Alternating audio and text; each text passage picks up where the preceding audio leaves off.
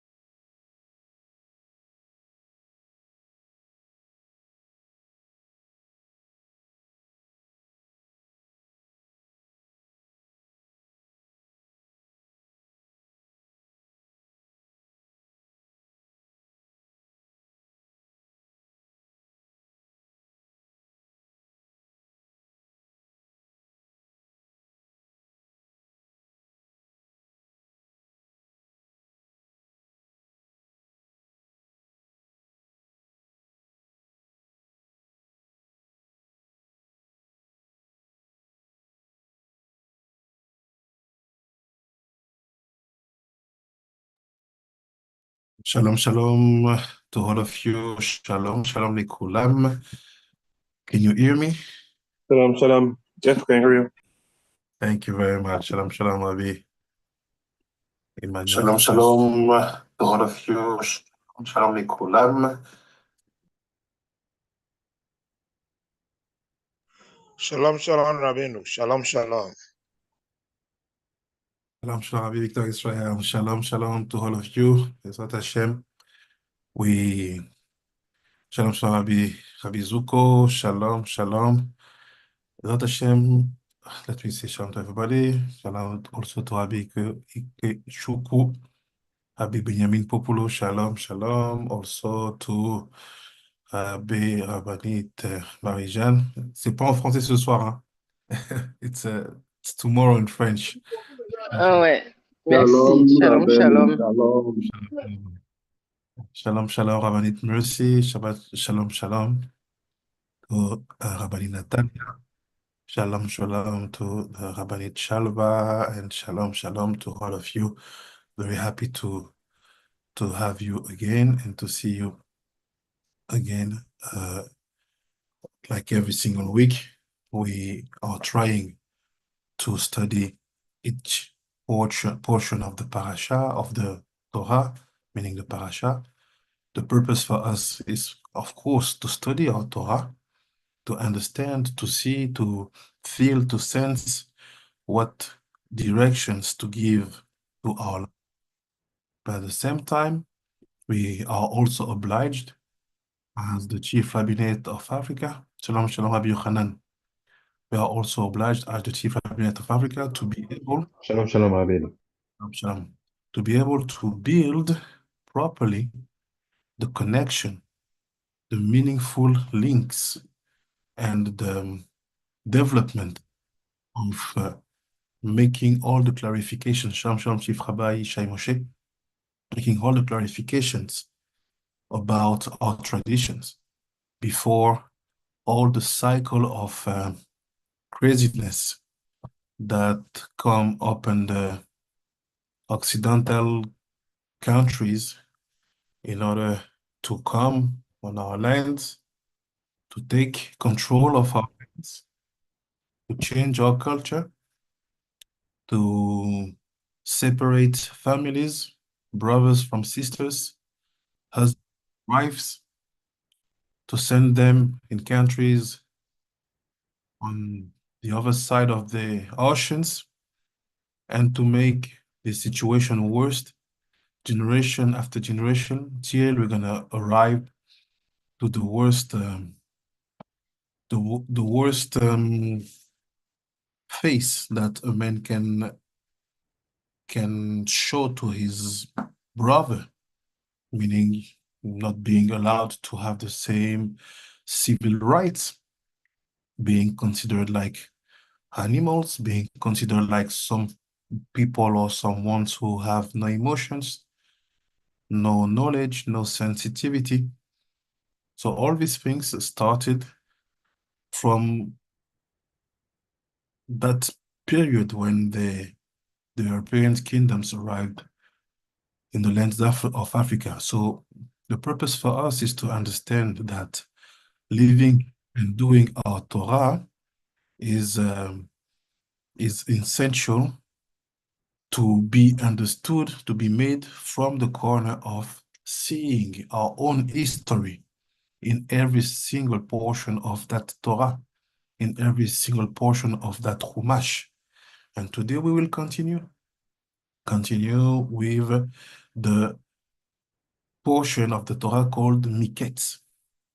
Miketz, in few words, it's the moment when everything will be finished. When it's finished, it's like all the negative cycle connected to Yosef being sold by his own brothers, arriving as a slave in the land of Egypt, being in jail, facing the worst accusations ever, being the one who raped the wife of the Potiphar. Not only that, after you have to wait your time, your moment to earn it. How do you earn it? By being able to interpret properly a dream that the one who dreamed didn't say all the details. After that, succeed to go up to become, let's say, the number 2 of Egypt. The brothers went down, and we know all the situation. Till we're going to arrive to the moment of Miketz. What is Miketz? It's everything. We are in the final stages of that cycle. That negativity that seemed to be so powerful against yourself. Now we're gonna see all the goodness which was hidden behind. So that's why in Miketz, many information will be given to us, not only about who is Joseph, not only about what is the cycle that he was facing, but also about the way to bring the final stage of this negativity when it's connected to Yosef, from Yosef himself till all the generation which will be connected to him. Because at the end, which is Miketz, Pharaoh, the Pharaoh will dream. And this is from the interpretation of that dream that everything gonna start again. But the Ben Ish Chai want to talk about something else regarding that parasha. The Ben Ish Chai understand that when you understand all the codes behind the words of this portion of Torah, you can understand the secret of the laws called Tiltul B'Shabbat. What is Tiltul B'Shabbat? It's to see how and when someone can be authorized to take an object in his hands and to pass from one private space to another space, which will be called public space. So the Ben Ish Chai said, say, look, my son, look, my daughter, you want to understand why do we consider all these notions of space regarding you understanding how you are allowed to move or not without or with some object in your hands or you carrying some object? It's all about one very specific verse in this parasha of Miketz. So slowly, we're gonna build it and we're gonna see and we're gonna try to understand that problematic for us regarding the portion called Miketz, how the loss of the culture of spaces allowed the total conquest of the lands of the Bantu Israelite.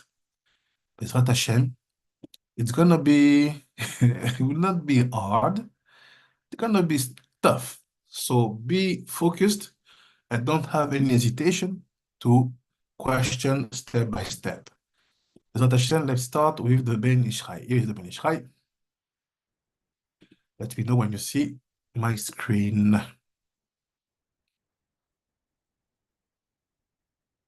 Good. Toda rabba. So the Ben Ish Chai said, what is the specific pasuk where we will understand the secret behind that laws of tiltul letaltel, taking an object from a space to another space, from a private space to a public space? It's like this. From that verse, which is in Bereshit 43, Bereshit Mem Gimel, Pasuk Yud Aleph 11. He said, ויאמר עליהם ישראל אביהם אם כן איפה זאת תעשו קירבו מזמרת הארץ ולכם והורידו לאיש מנחה מעט צורי מעט דבש נכות ולוט בוטנים ושקדים וכסף משתנקחו בידכם וכולי. So what is that pasuk about? Let's see it here. Do you see the English version? Do you see?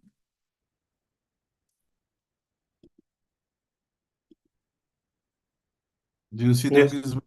Okay, thank you. It said like this. And their father Israel said unto them, if it be so now, do this. One second. Take all the choice fruits of the land in your vessels and carry them. Shalom, shalom. Sewa. Ce soir, c'est en anglais. C'est demain en français. Là, c'est en anglais, Papa Sewa.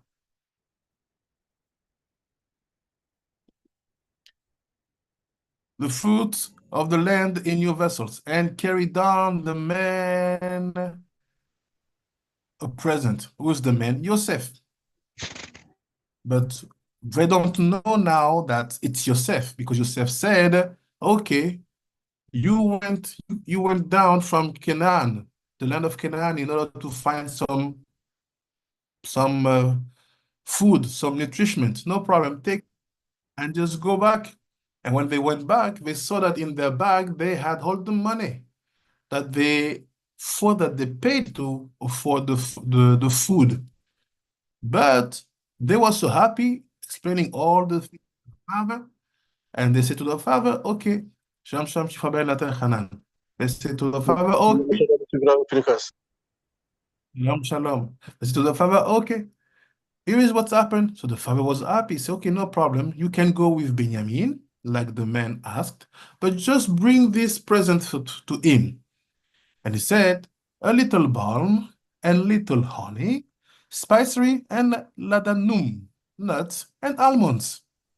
This pasuk is a tremendous secret. The secret behind all this word here will bring us to understand how we, Bantu Israelite, we gave access to all our lands, to our enemies. How they succeed to enter, to take all the lands, and even to build new borders. So from this pasuk, from what the Ben Ish Chai will say now, we will understand how to get back, to take back what is ours, and to secure every single portion of our lands.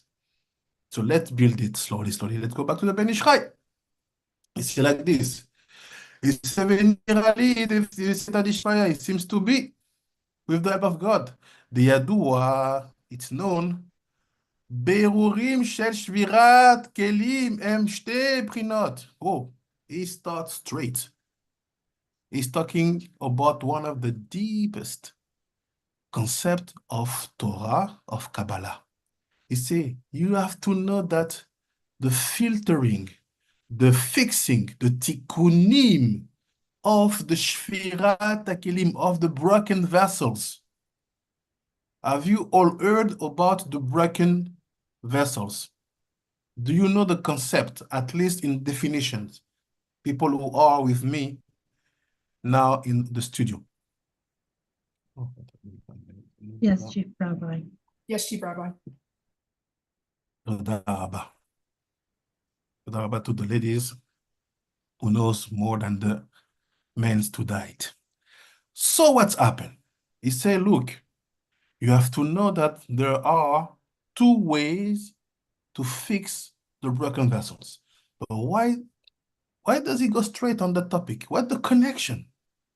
What the connection between this pasuk and the way he starts? He even don't put a sentence to create like a shade between the pasuk and the introduction of his topic. He goes straight. The answer is very simple. The answer is exactly in what was asked to the sons of Yaakov by their own father. If you know your Hebrew, you have to know your Hebrew, and you know your Torah, you will first of all start to check something. Let me show to you.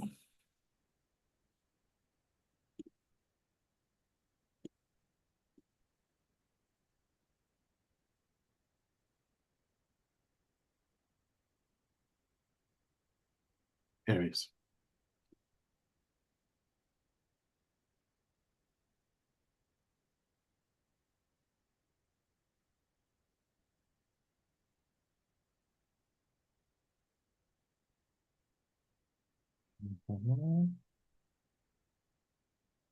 Okay, here it is. See the pasuk. At the moment when Yaakov asked to the sons to go down to Egypt in order to have some food. Hear what it said in English. Now Yaakov saw that there were no corn in Egypt. There were corn in Egypt. And Yaakov said unto his sons, why do ye look no one upon another? Let's see the next passage also. And he said, behold, I have heard that there is corn in Egypt. Get down thither and buy for us from thence, that we may live and not die. Corn. So you say corn, popcorn. No. Look. והיה יעקב saw, כי יש שבר. שבר, it's something which is broken. לשבור. If I take this plate and I broke it, the result of after the broken will be called shvarim. So I say, look, there are broken vessels in Egypt. Because what brings them to be alive and to have some powers, it's because broken things. Do you follow? It's okay? Because I don't see anybody. So do you see it's okay? Ken, we see the screen. So he said, ויש שבר במצרים, ויאמר יעקב לבניו, למה תיראו? And he said to his sons, not, why do you look one upon another? No, he said, why are you staying here just looking to what happened? Titaru. And he said, ויאמר הנה שמעתי, ears I have heard. Yes, shever. I have heard that you will find shever. What is shever? Broken vessels. It's not corn. It's not food. It's not nourishment. He said in Egypt, you have broken vessels. So that's why the Ben Ishai is going straight. For him, you know your classics. You know that in the Parashat Miketz, how does it start? He said to them, there is some shvarim. So what do you do with a vessel when it's broken? Basically, when you do it with real clay, there's a way to create new plate. You will have to make a whole process to bring whole vessel together, maybe to put some fire to bring them to be more liquids and to do again the shape and to build again the plates. This process of trying to take the broken pieces of a plate and to make them a plate again, this is called in Hebrew, berurim. Berurim, it's to filter, but to filter in order to fix. So there are 3 levels of fixing. We call them tikkunim. We say berurim, tikkunim, besumim. What does it mean? You first of all make a filter between the broken vessel you can take back and the one you will not be able to take back. After you fix them, by fixing meaning you connect them again, and after you put some perfume on them. This is codes, but one day, Bezrat Hashem, we will study. So let's go back to the text. It's like this. It says you have to know that, you see, berurim, the fixing, basically the first level of fixing of the shvirat hakelim. See, shvirat hakelim, broken vessels, shever, we have the same root, shvira. He said, the first level of fixing the broken vessels, they have 2 aspects. האחד הם בבחינת האחרונה,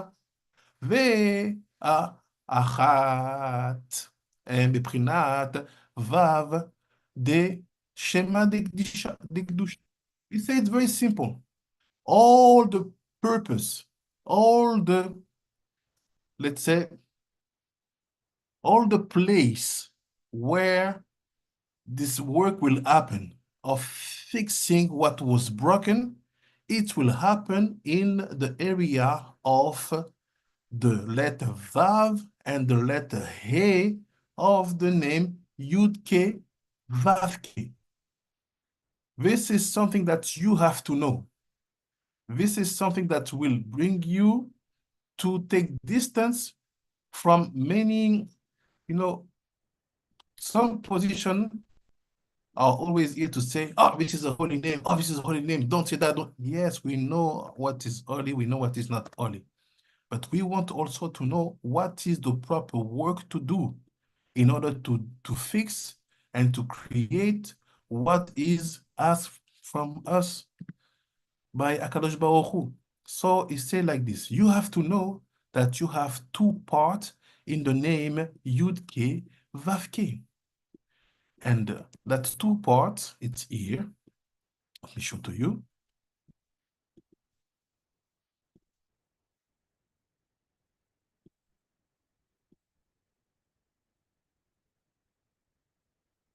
It's here.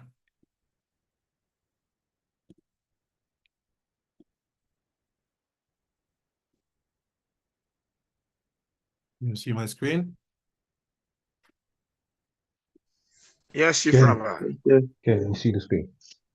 You see, it says like this. It says, you see the name Yud-Ke Vav-Ke? Okay, of course, the name of God, no problem. We are okay. You are a great tzaddik, you know everything, no problem. You say, no, there's a problem. You see here, these two letters, they are not at the same level, like these two ones. Here, they have no problem. We can say like this, they have no problem. But here, we know that these two letters, they are the incarnation of the places where all the broken vessels happen. All the situation of a vessel broken one after the other, it's here in the Vav and the He. That's why the prophet Zechariah will say, at the end, when the name of God will be one, it will not be Yud-Ke, Vav-Ke. It will be Yud-Ke, Yud-Ke, Bayomahu Yi-Ye. So when some people think that this is the perfect and holiest name of HaKadosh Baruch Hu, okay, when you start, it's normal. You have to have examples, models, basics, foundations, no problem. But here the Ben Ish Chai is going so fast that for him, you know this concept. It's in your pocket.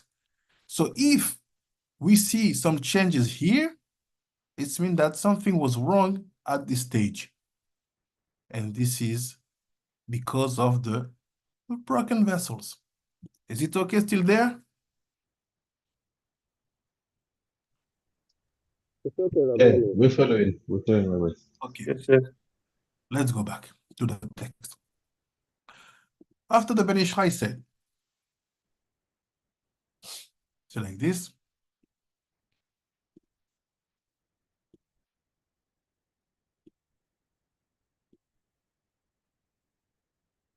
he said,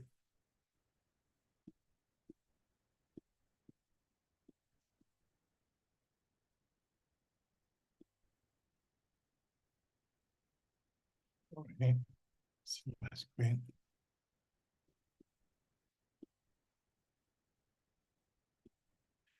It's like this.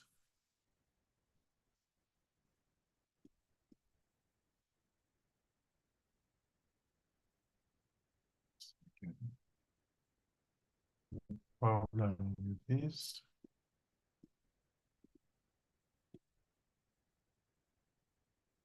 Okay.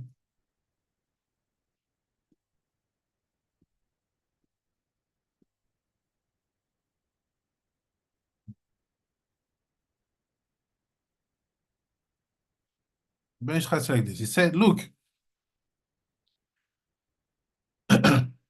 וידוע דשני בחינות אלו ישנם בסוד היושר, בסוד העיגול. And he said, you see the two letters where we have the problem of the broken vessels? They have, each one of these letters possess in his inner dimension the secret of what we call straight line and circle. Don't panic, it's simple. Straight line, yosher, it's masculine. Igul, circle, it's feminine.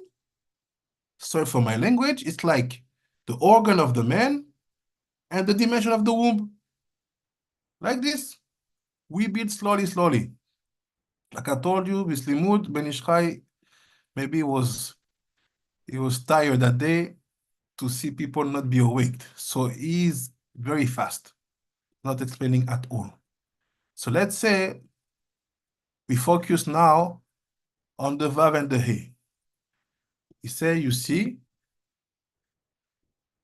the Vav, it's Yosher, meaning straight line.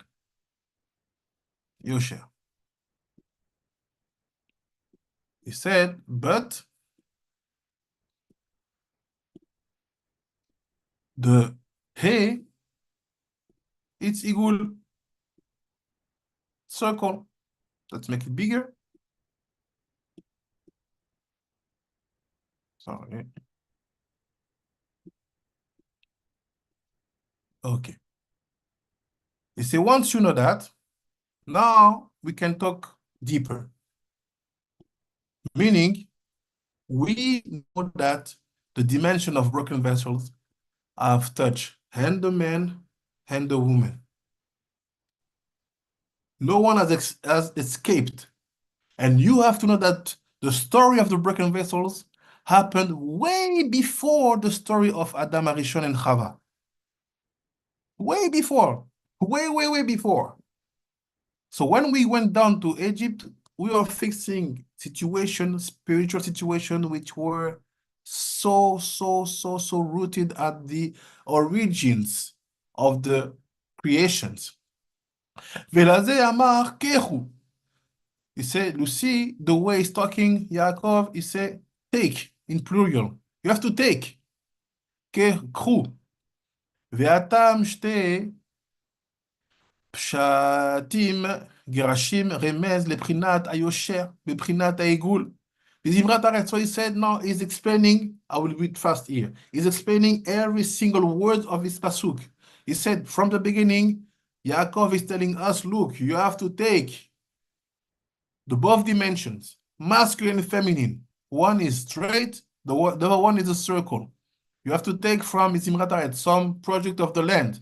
What are the projects of the land? הם בירורים השייכים לבחינת האחרונה שמכוונית בשם ארץ. So say, look, when Yaakov is giving to them one advice to be able to stand now in front of Yosef, the ruler in Egypt, he said, take that project which are from the land. Meaning, don't take the project which come from the straight line. Take the project which come from the circle. How do we know? He said, it's written. Yaakov Mehat said, take some project, Mizimrat. Listen, not take some project of the land. What is the land? It's the last hay. It is the last hay, is the feminine dimension, which is the circle. Till there, it's okay. Always I will explain. I just want to take the text. Shalom, shalom.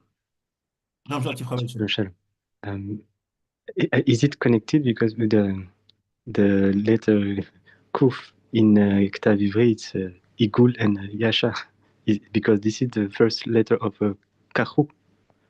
Is it connected? We will go there. You got it. We'll go there. Yeah. There's I keep this question. We will see it in the conclusion. בעזרת השם, תודה רבה. So it's like this. הם בירורים השייכים לבחינת ה'. So it's mean, it means that focus on the feminine level of fixing things. Shalom, shalom, Rabbi Eden. He said basically, yes, both of them have problems. Both of them have been broken. No suicide, we get it. But when you are fixing, focus on the last hay first. The last hay dimension of the Shekhinah, the last hay dimension of the woman, the last hay dimension of the womb. That's why you understand the special position of the woman in the Torah. About the fact that from her comes the identity. About the fact that if you are in the Torah of Mekubalim, Nusar Afriki, your wife is the pillar in the house. It doesn't mean that you are not the spiritual leader of the place. No.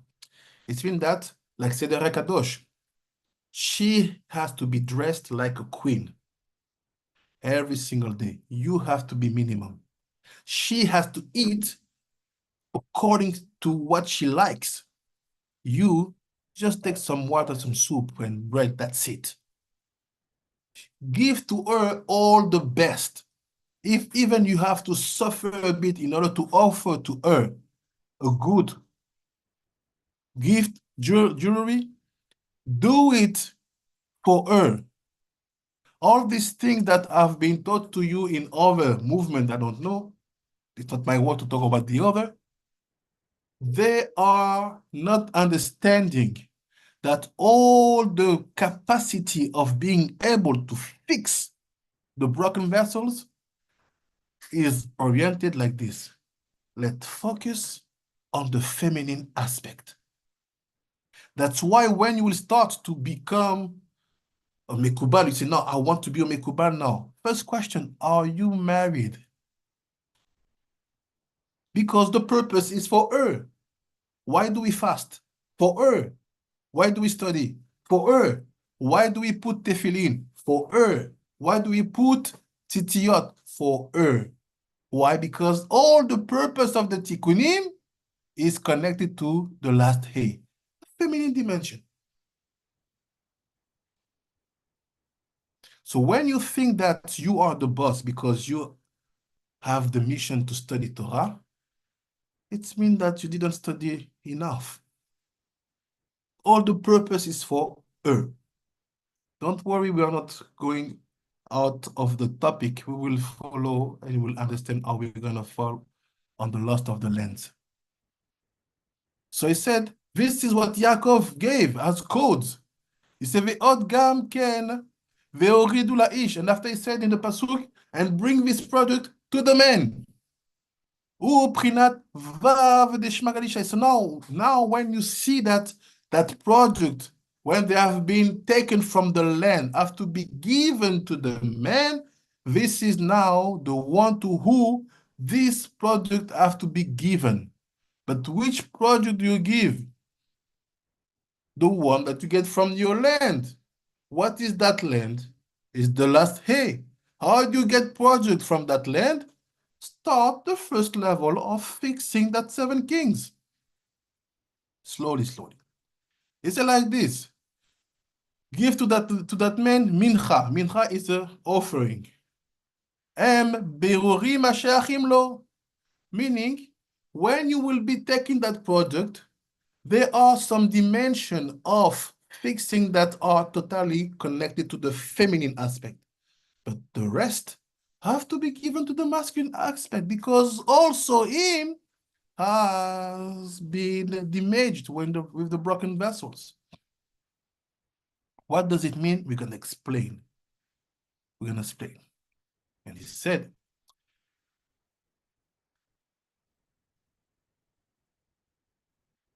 והזכיר שיש מינים צרי ודבש. And after, צרי ודבש.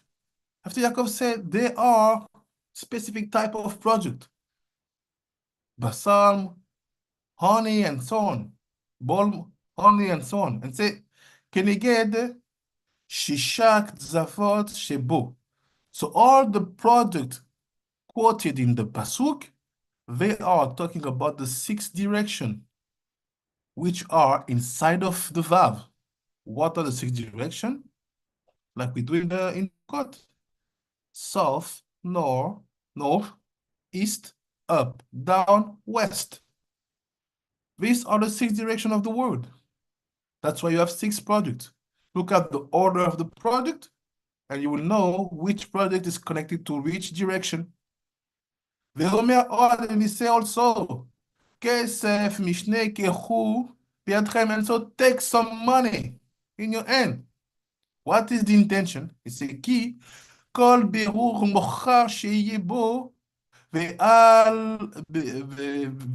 ועל ידו המשכת אורות חדשים, וזהו כסף משנה.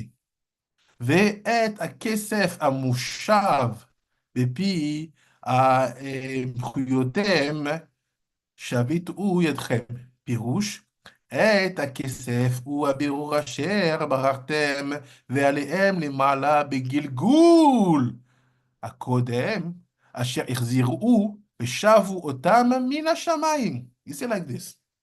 He said, when you are fixing something at the level of the 7 kings, you have to know that what you are doing now in your life is only a step, or one more step, based on what was done before in your previous Gilgul. What does it mean? When you really understand what is the broken vessels, you know that the final day that when they will be fixed, it will be Geulah. Why? Because time will be fixed. Death will be removed. Impurity will be removed. So you say like this, know that the process of fixing the broken vessels connected, first of all, to your soul, and after connected to your family, to your clan, to your tribe, to your land, all this is a whole channel of souls that have been involved in that task. And you are just a new step forward. That's why you have to know exactly what you are fixing according to what you receive from your family, from your masters. You cannot say, I'm starting the fixing. No, you have to add something from a channel already existing. That's why we said, when you don't have that tradition in your family, you have to have a master telling you, here is what we are doing. That's why we stand on these books. We stand on these books. And these are our books, and we don't add other books. And we do that and that and that. Like this, when you will add a specific dimension of tikkun in your work, it will be added to that shadow. That's why the sages tell you, when you have one master, when you are in one school, stay in that line. Don't go here and there picking up, because the rabbis are not doing the same work at all. The work I'm doing, what the chief rabbinate of Africa represent by doing, saying, teaching the way we do, say, and teach, it's not what is done by the others. It's not the same at all. For sure, sometimes we can discuss, exchange about the topic. Some topic have definitions, and definitions can be shared. But I'm telling you, without any arrogance, what we are doing is the higher level. Why? Because that level is here to fix the worst dimension revealed in the history, something which has been never fixed. What is that dimension? What do you do with Black people who are Israelites? No one has fixed that point. We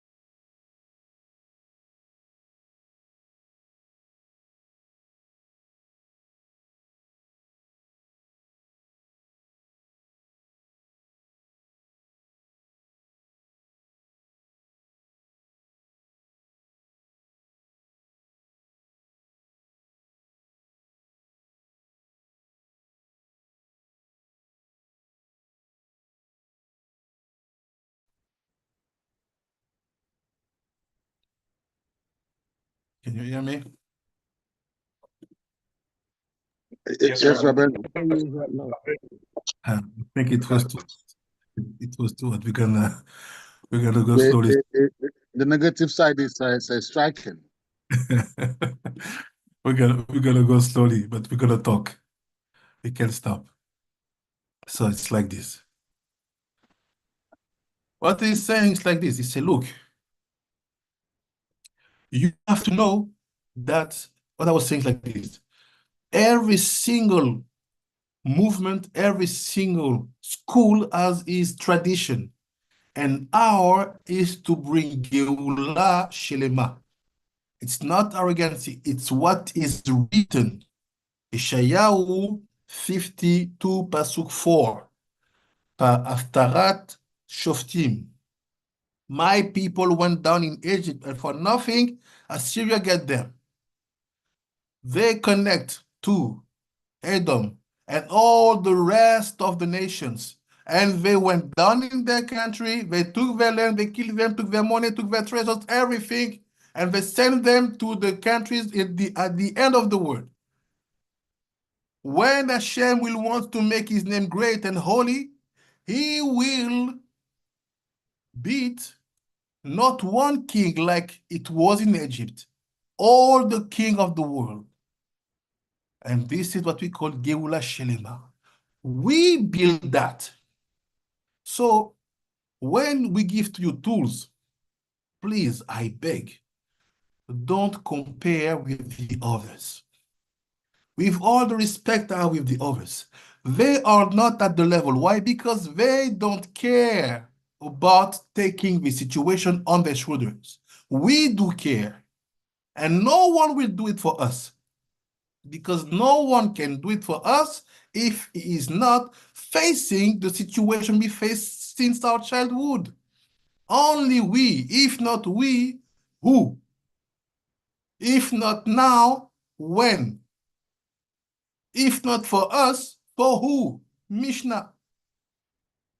That's why I'm telling you, you can do what you want, you can study what you want, but don't compare the work we are building, the way we are building, because what we are building has never been done.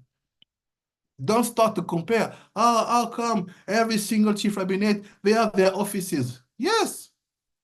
We have one office, we will be bombed. You have to understand. We put fingers on topics that no one put fingers, even no one opened his mouth before. If we start to be in common on specific places, we will not do 2 weeks. If you want to compare, how come the Chabad are doing that? It will not work like that. They are free because we are not dealing with the topic. So let's go. He said, what you have to do is to add to what was done. That's why they knew that the first thing to do was to cut the memory, the tradition, the transmission, not to keep that channel intact. They have to come and to damage that channel because it's written here. When you are fixing that dimension of the 7 kings, of course you have 7 kings mentioned in the Ashkenazi word. Of course you have 7 kings in the Sephardic word. But of course also you have the dimension of the 7 kings in the Bantu Israelite world. And the way to fix them is not the way you fix them here and there. We just apply the same rules. And he said like this. He said, look, you have to have, okay. After that, he said, we are here. He said, פירוש הכסת, הוא גלגול זה, ועל ידי התוספת, thanks to the additional tikkun, the additional fixing, which will be new in that line, in that transmission. אולי מסגהו פירוש שגיתם בו מקודם באיזה חסרון שנעשה בו You say, what is the purpose of adding something new? I'll give an example. Our ancestors, how many people have been obsessed by the craziness of the world against Black people?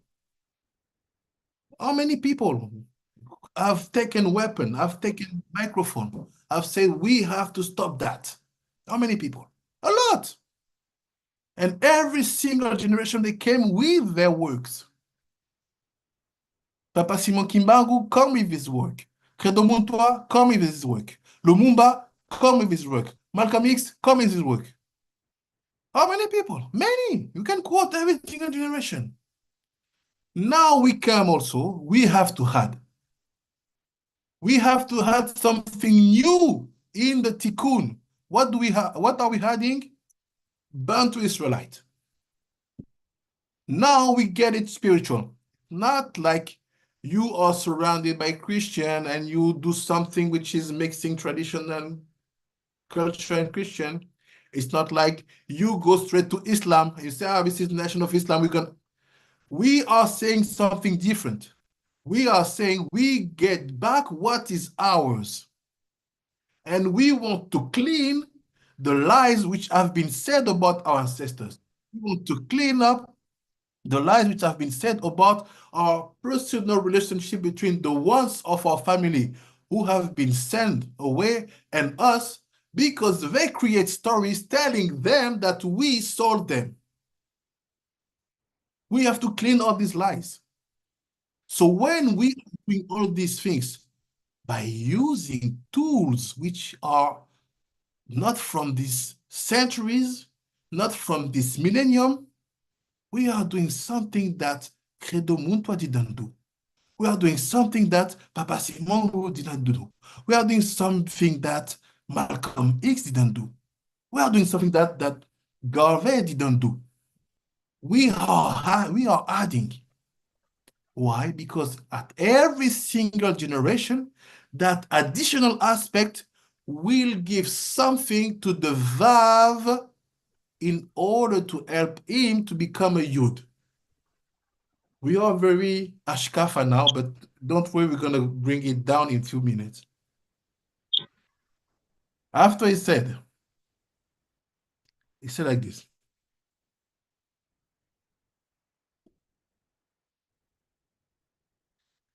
He said, like this, you will help him to remove some missings, some damage, some blemish aspect, some spot, some pots, anything that is characterized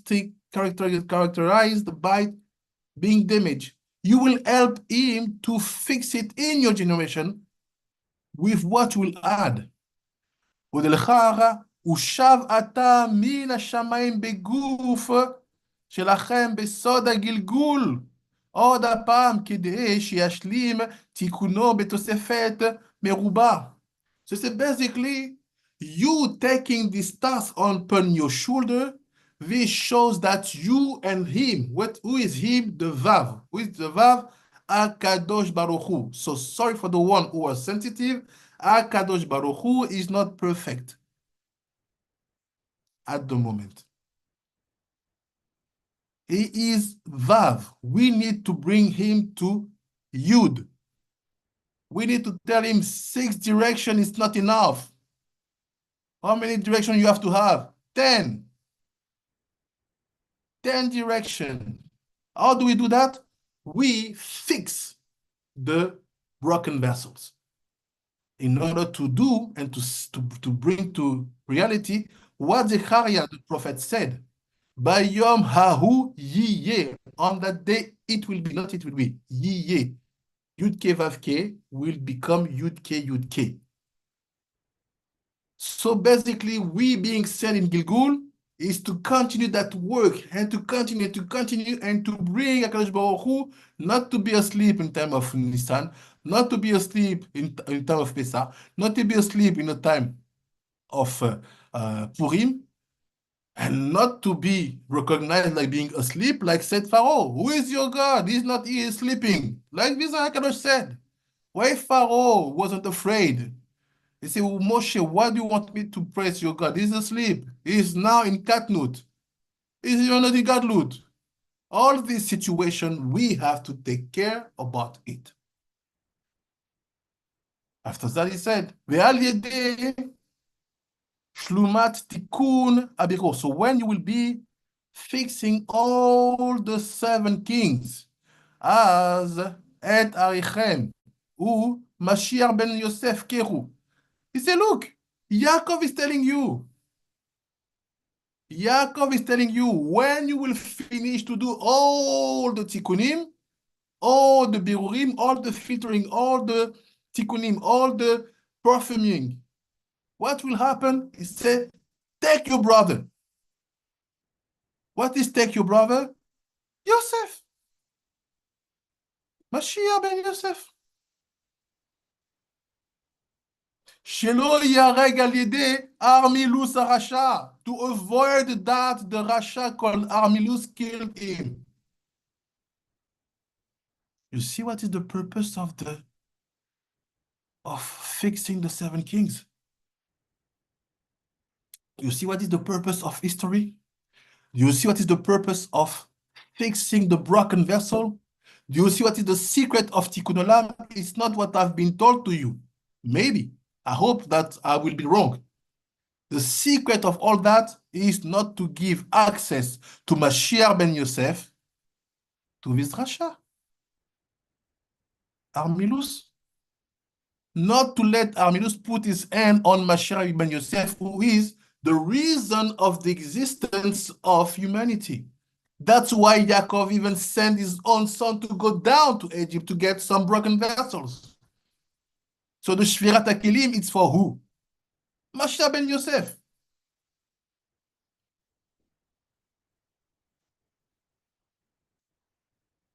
You get it, Kabanim?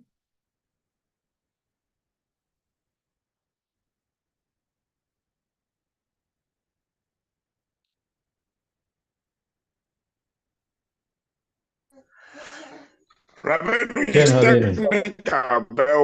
we are following you. תודה. We are following Rabbeinu. תודה רבה. And after he said, Vekumu shuvu el ha'ish. He said, after he said that, stand up and go to the man. Ben Ishchai said, who is the Ish? Mashiach ben David. Hey. He said, stand up and go back to the Ish. Who is the Ish? Mashiach ben David. שזוכה לשלמות החמישה שהם נפש רוח נפש נשמה חי ירידה. So what is that? He said, Mashiach ben David, it's when this man, the Ish, who is the Ish? We saw it before. It's Yosef. Oridu la Ish. Right? You follow?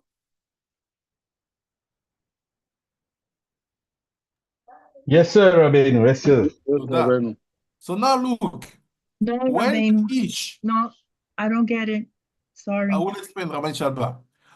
Who's the Ish, the man? The same man in this, there's only one pasuk.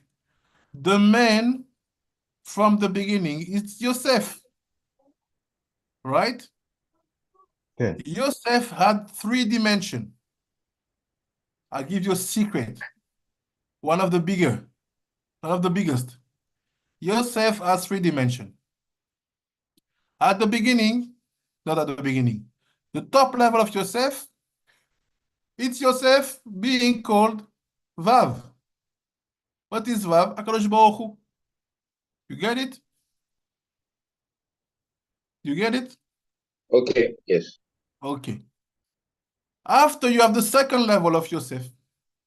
What is the second level of Yosef? Yosef himself, called Mashiach ben Yosef. That's why he said, with him, we do all this to avoid him to be killed. Because danger is always facing him. The The brother wanted to kill him. They sold him. The Egyptian wanted to kill him. They put him in jail. Joseph was facing danger. Joseph himself. So what's happened? Look the secret that were not told to you. I give you one secret now, and I repeat the secret. When you succeed to save yourself from Armilus de Racha, and that is not killed, what will happen? He will be not only 4 times alive, like we saw last week. He will be 5 times alive. What's he 5 times alive? The 5 level of soul, because no one would put his hands on him. So when the Mashiach ben Yosef succeed to survive to the attack, to the terrorism of Arminius de Racha, he is now becoming who?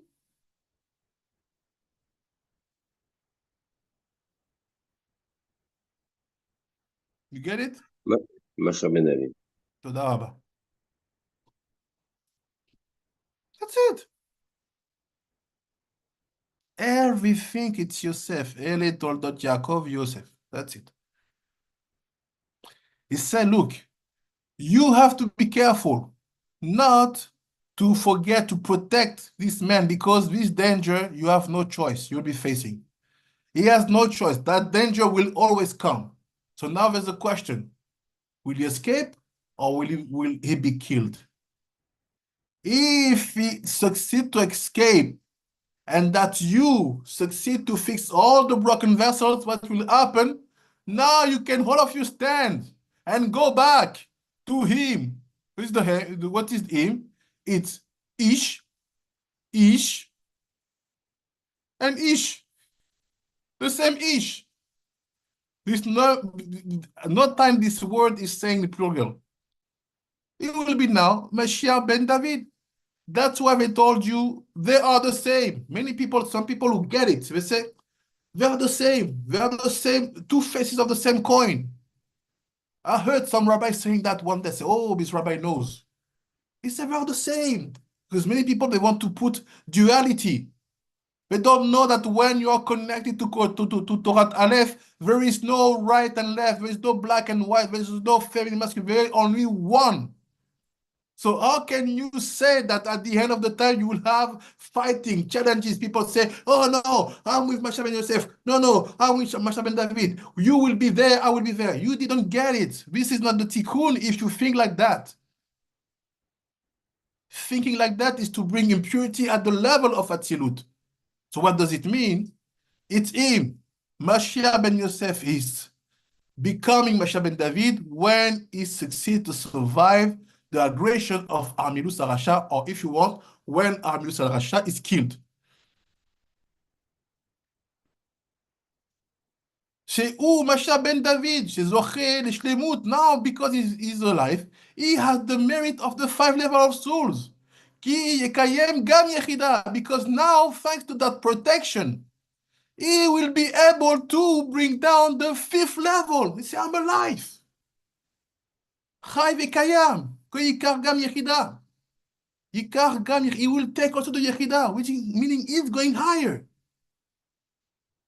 But it's the same man, it's the Ish. The pastor is talking about one man, Yosef. Study your Torah. And he said, Velaze Amar Aish. That's why he said, the man, Aish. Daenu, Aish Hashem, who is the man of God. Kelomar, Baal Chamishi.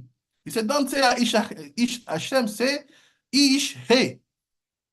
Meaning the Ish with 5 strength. Master of the 5. That's it. That's it. This is simple math. This Limudim Ben Ishchai was doing them Shabbat afternoon in front of women, kids, and men. It's even not secret. It's known. It's obvious. And he said, "Ve'el Shaddai yiten lachem rachamim lifnei ha'ish." And he said, "Shalom, Rabbi Moshe Wolf. Shalom, shalom." And he said, "And El Shaddai will give to them pity. So this man, the Ish, will have pity for you.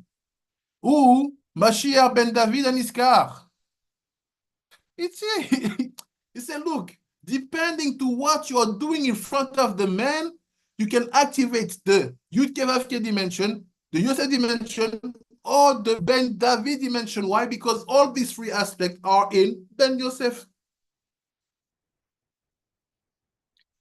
And he said, שתזכו לרחמים גדולים מימיו, כמו שכתוב בישעיהו, וברחמים גדולים אקצבך, וישלח לכם את אחיכם אחר, הוא אליהו זכור לטוב. He said after that, Eliyahu will be sent. ואת בנימין הוא משה רבנו עליו השלום, והוא בן ימיו, שהוא בקרבו הנצר והוא ימין. גם היה כולו מצד החסדים בסוד, ותראה אותו כי טוב הוא. ידוע מה שאמרו אבותינו זיכרונם לברכה, לעתיד יבוא משה רבנו עליו השלום ללמדנו תורה, ויהיה אליהו זכור לטוב ומתרגמו שלו. So he said like this. He said all the last dimension of the pasuk are talking about what will be settled once the 5 level of soul will be on that man. At that moment, Moshe will come back to teach Torah again, and Eliyahu Navi will be here to translate. What is that translation? Aramaic. Why? Targum is Aramaic.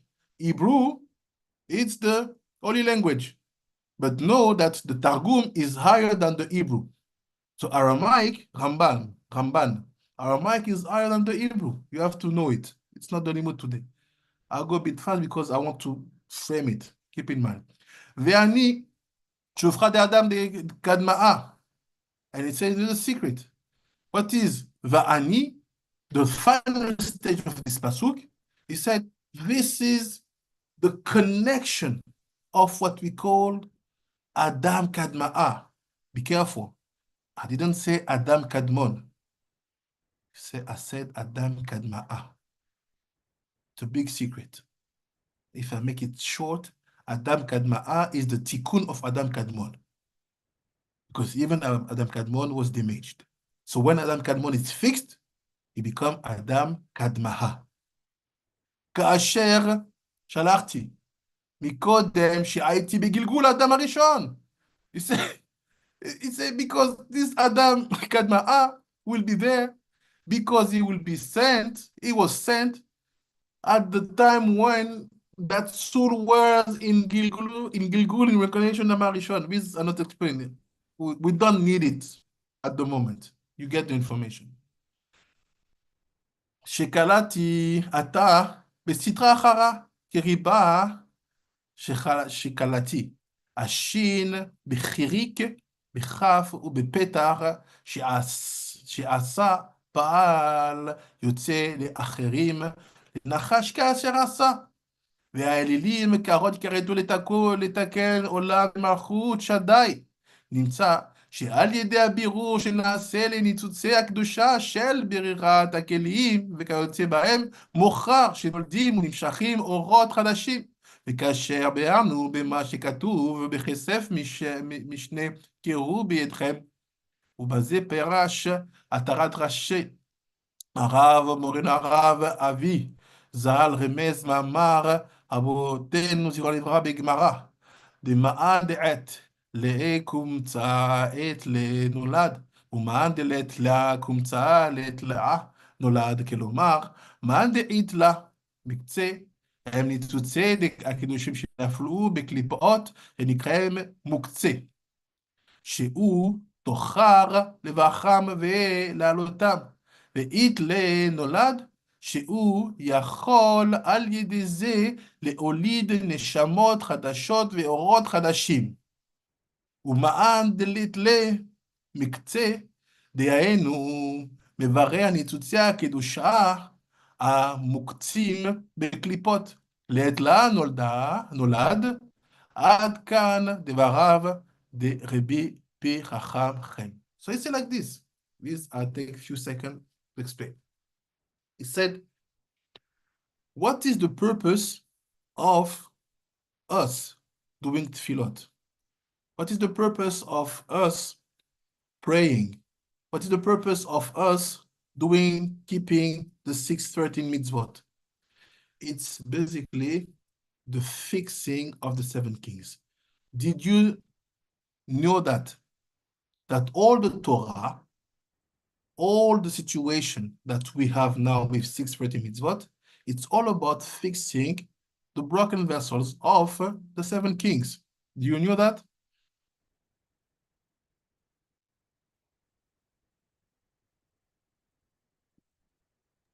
Yes.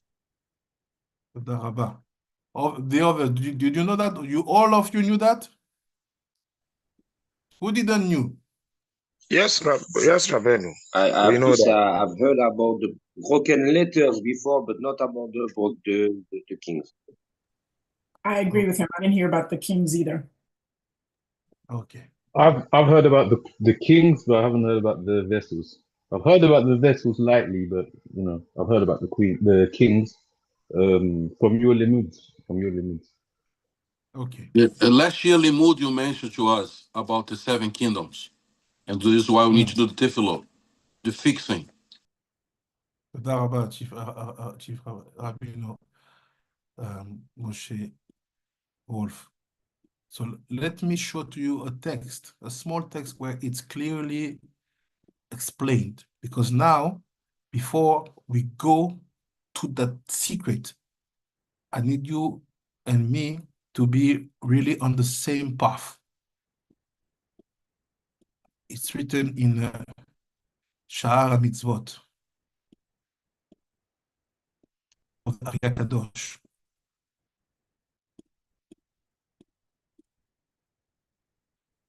Yes, so the one want to ask the question, you can talk because I don't see the screen of Zoom now. Sometimes just a question. Actually, you just said that Hashem is not perfect, right? But we know that Hashem and the Sphirot are literally more or less the same thing. So since the 7 kings and the Shurat HaKelim is related to the Sphirot, it really means that the fixing of the Sphirot of the Sephirot fix Hashem. Or I misunderstand? No, it fixed Akadosh Baruch Hu, yes. Okay, just Yeah. So let me show to you.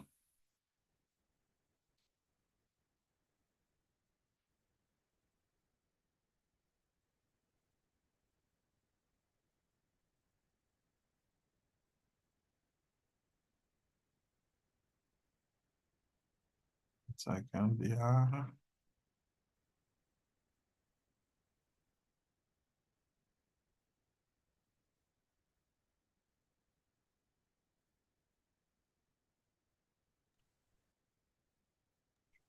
Yes, Rav, I have a question, please. Yeah. I would like to know if was there a time where Hashem was war? Yeah. If Hashem was what? Was not broken, if I may say.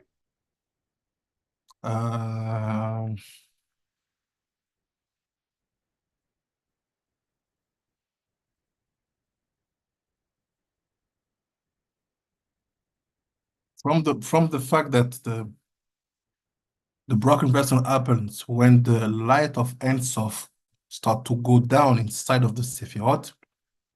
So we didn't have a perfect situation, but there is a tikkun which have been made in upper dimensions.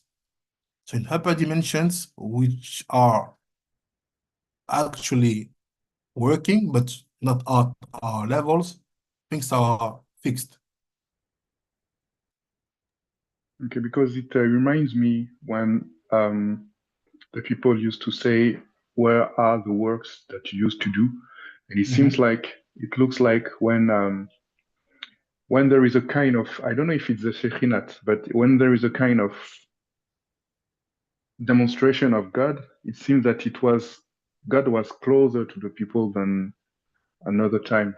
And I wanted to know if it was linked to this brokenness or not. Yes, link, because that over times that we can see in sometime in the Torah, we are not talking about our dimensions. So the purpose for us is to know that we have to bring that realities that are in other dimension where everything is fixed, like in Gan Eden, like in Atit Lavo, like in Olababa, which are already alive now. They are not time and space which will be created. We have to be able to bring that reality down in our dimension of 3 dimensions. Okay, I understand. Thank you, sir. You're welcome. So see now what was said here. Just to give concrete places. No, we are here in Shara Mitzvot, Parashat Be'ar. So here,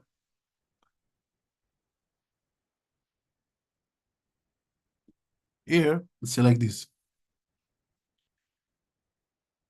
It's in the Parashat Be'ar. We talk about the tchum of Shabbat, the spaces. I will explain. It's a nimtza, ki melachot. So when you are authorized to do some tasks. You know, we have 39 tasks that we are not allowed to do on Shabbat. They are called melachot, 39 melachot.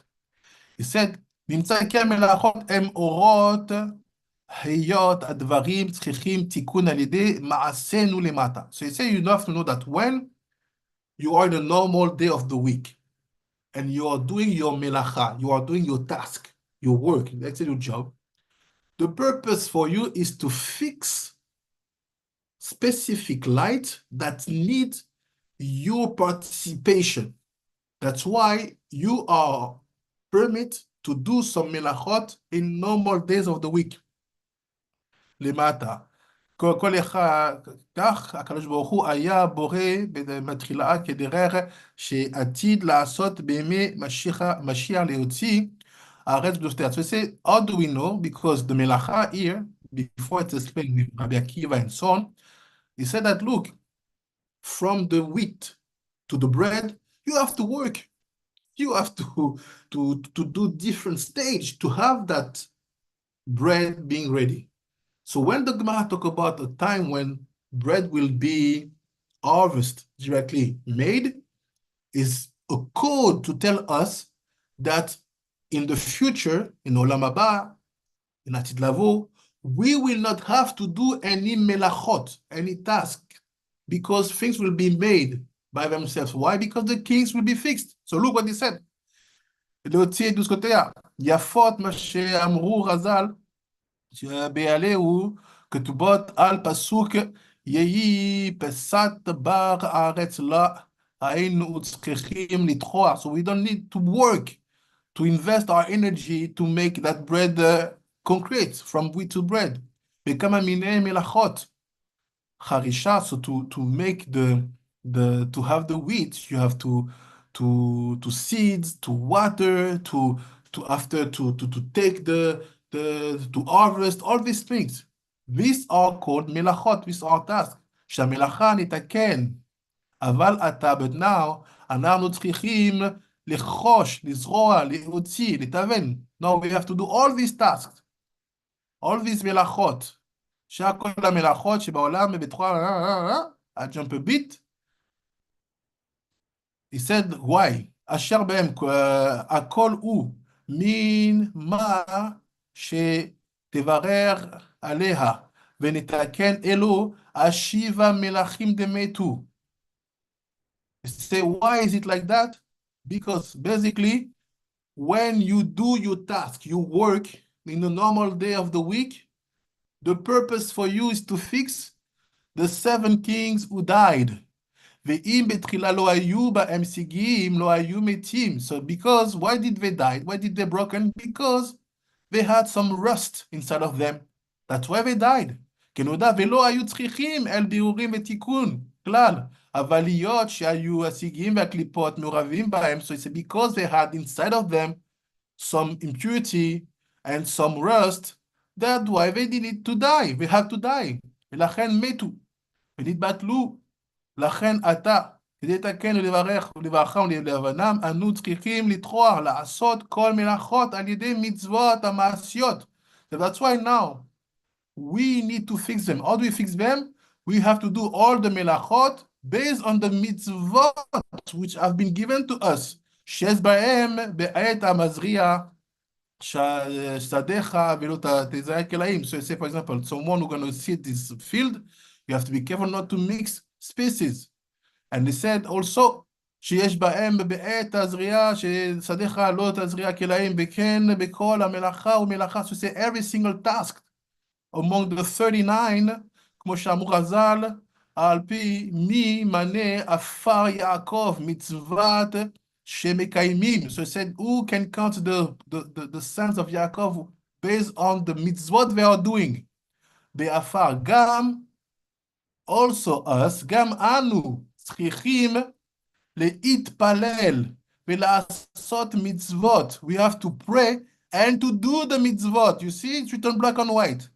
We have to pray and to do the mitzvot כדי לבררם, in order to fix them, ולתקנם, and to filter them and to fix them, ולהעלותם בבחינת מן, and to bring them up in the secret of feminine waters. That's why it was said, take from the product of the land. So what are all the mitzvot you are doing? What are all the 630 mitzvot you have received? Basically extension of the 39 melachot. This is just to fix the 7 king. That's it. Don't go in the philosophy, no, because we and God, we are one. No, leave it.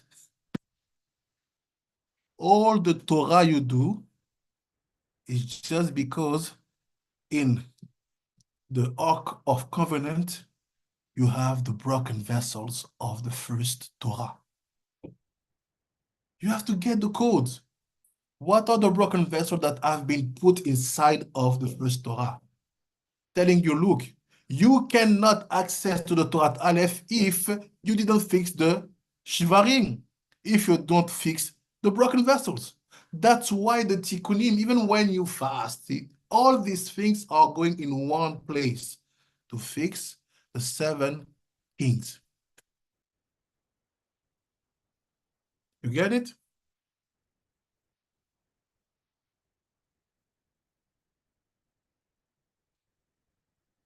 When did you get it?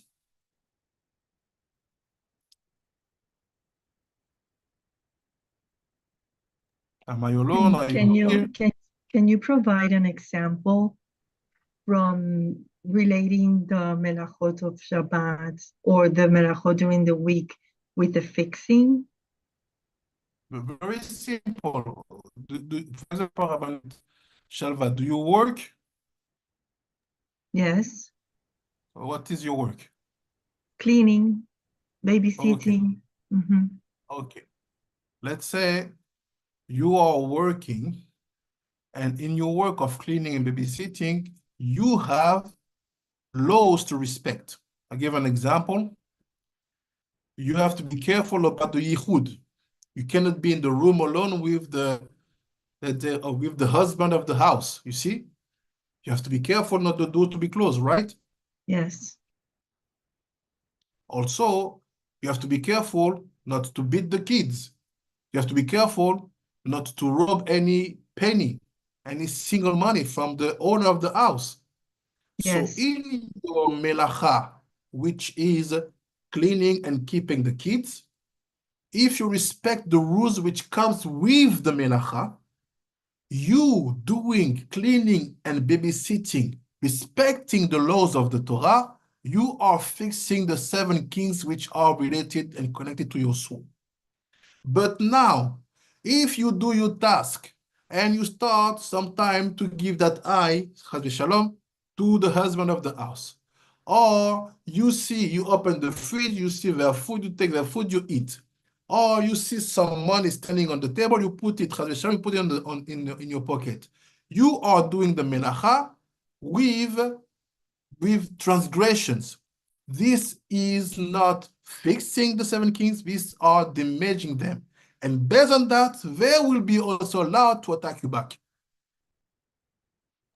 Because I'm feeding them. I'm feeding it.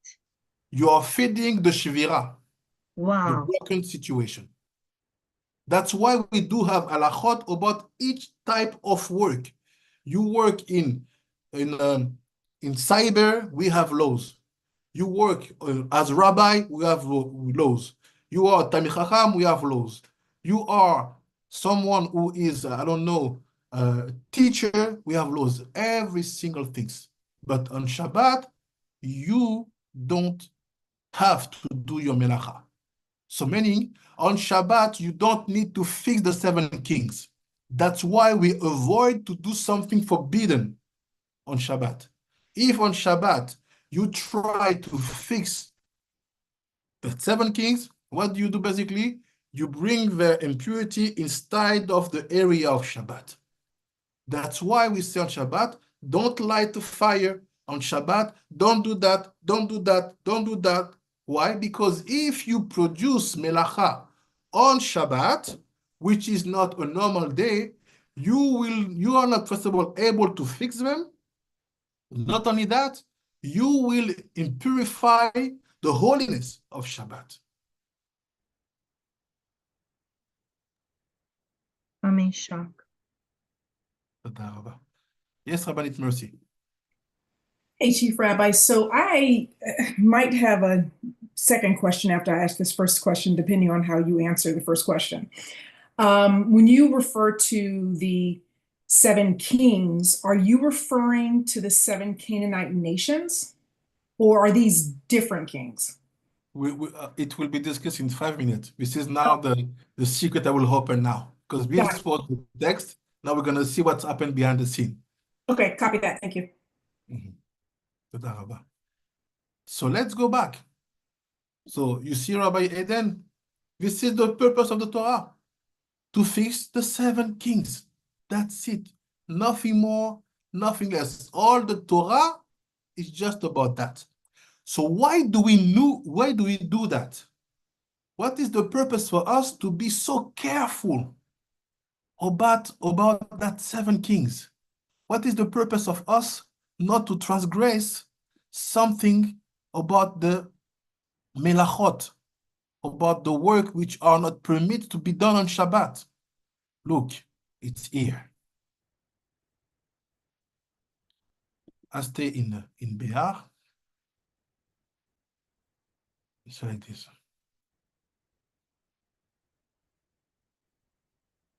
I will read it because the topic is so huge. I don't want to jump. I want you to get it clearly. What is saying? See, like this.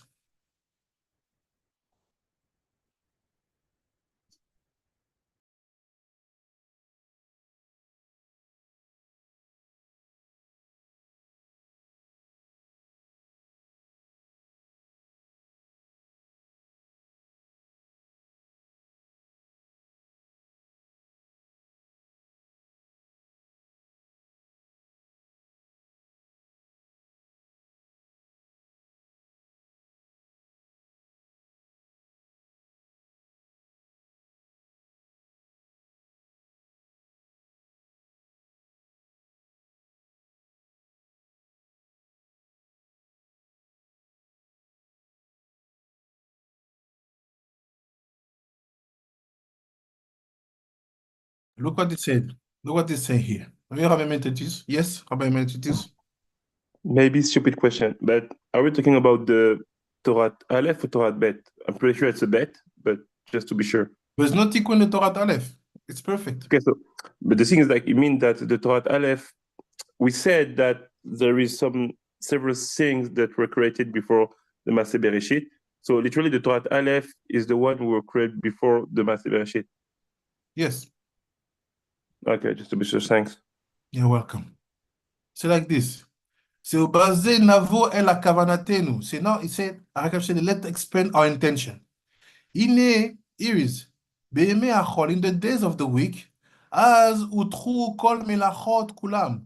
All the melachot, all the tasks, all the work of the field, all the work of the offices, all the work, Rabbanut, what you want, are permits. כי הם מוכרעות כדי לברר Prinat HaMelachim, because they are useful to fix the broken vessels from the 7 kings. כנזכר, like it was explained. אבל צריך שהמלאכות יהיו ביותר. But you have to know that when you do your task, the melachot during the week, you have to do it with the higher expectation, morality in your work, quality in the respect how you do the mitzvot. For example, we light Zot Chanukah today. We light Bet Hillel Bet Shammai. We push it. We are precise. We apply the Masorah of the sages. We light at the Shkia. Boom. All these chumrot, all these exigences is basically le beyoter. This is the meaning of beyoter, the perfect way. Velo beisur. Don't do your task with transgression. Be always clean. Ask to the rabbi, what is the proper way to do that and that? Don't invent, don't create, because the work is huge and meaningful and important behind. It's not about what you sense. It's not about what you feel. It's even not about, my rabbi told me. It's about what is written, and your rabbi have to be able to explain to you from the pshat to the sod what is the proper way to do the halacha. You working, you doing this and that. That's why you have to be careful not to do things that will be not fixing that sparks of the 7 kings. Ki az adraba yikalkilu, because if you don't know how to do properly, if you do the opposite, you will damage et HaMelachim, you will damage את the 7 kings. וכמו שכתוב שלא יתקנו וכל זה בענייני המלאכות שהם לצורר בורא ענייני העולם הזה. That's why you have to know that the melachot, that tasks, the 39 categories, they are connected to this word. השפלים. וכן כל מה שאנו מברכים לצורר 4 עולמות הביאה. So everything we are fixing, it's for the 7 kings, but in the 7 kings, we have access to the 4 word of holiness. אצילות בריאה יצירה עשייה. ולצורר הנשמות, and it's also for, it will be also helpful for the souls. So the way we do our task help not only the words, but also the souls. כנזכר, והכל נעשה על ידינו. Everything is done through our hands. בכוח תפילתנו, by the power of our prayers. והמצווה שאנו עושים, and the power of the mitzvot, חוקים, משפטים, the 3 dimensions of laws that we are doing. ונמצא, now it's found out, כי בימי החול, in the days of the week, אין המלכים אלו מתבררים כלל. Basically, in the days of the week, the 7 kings are not fixed. I explain. בשום בחינת אלא על ידי תפילות מצוות. They are not fixed, they are fixed only through the way you do your mitzvot and your prayers, and the way you work, by respecting the laws of your area of work. כנזכר.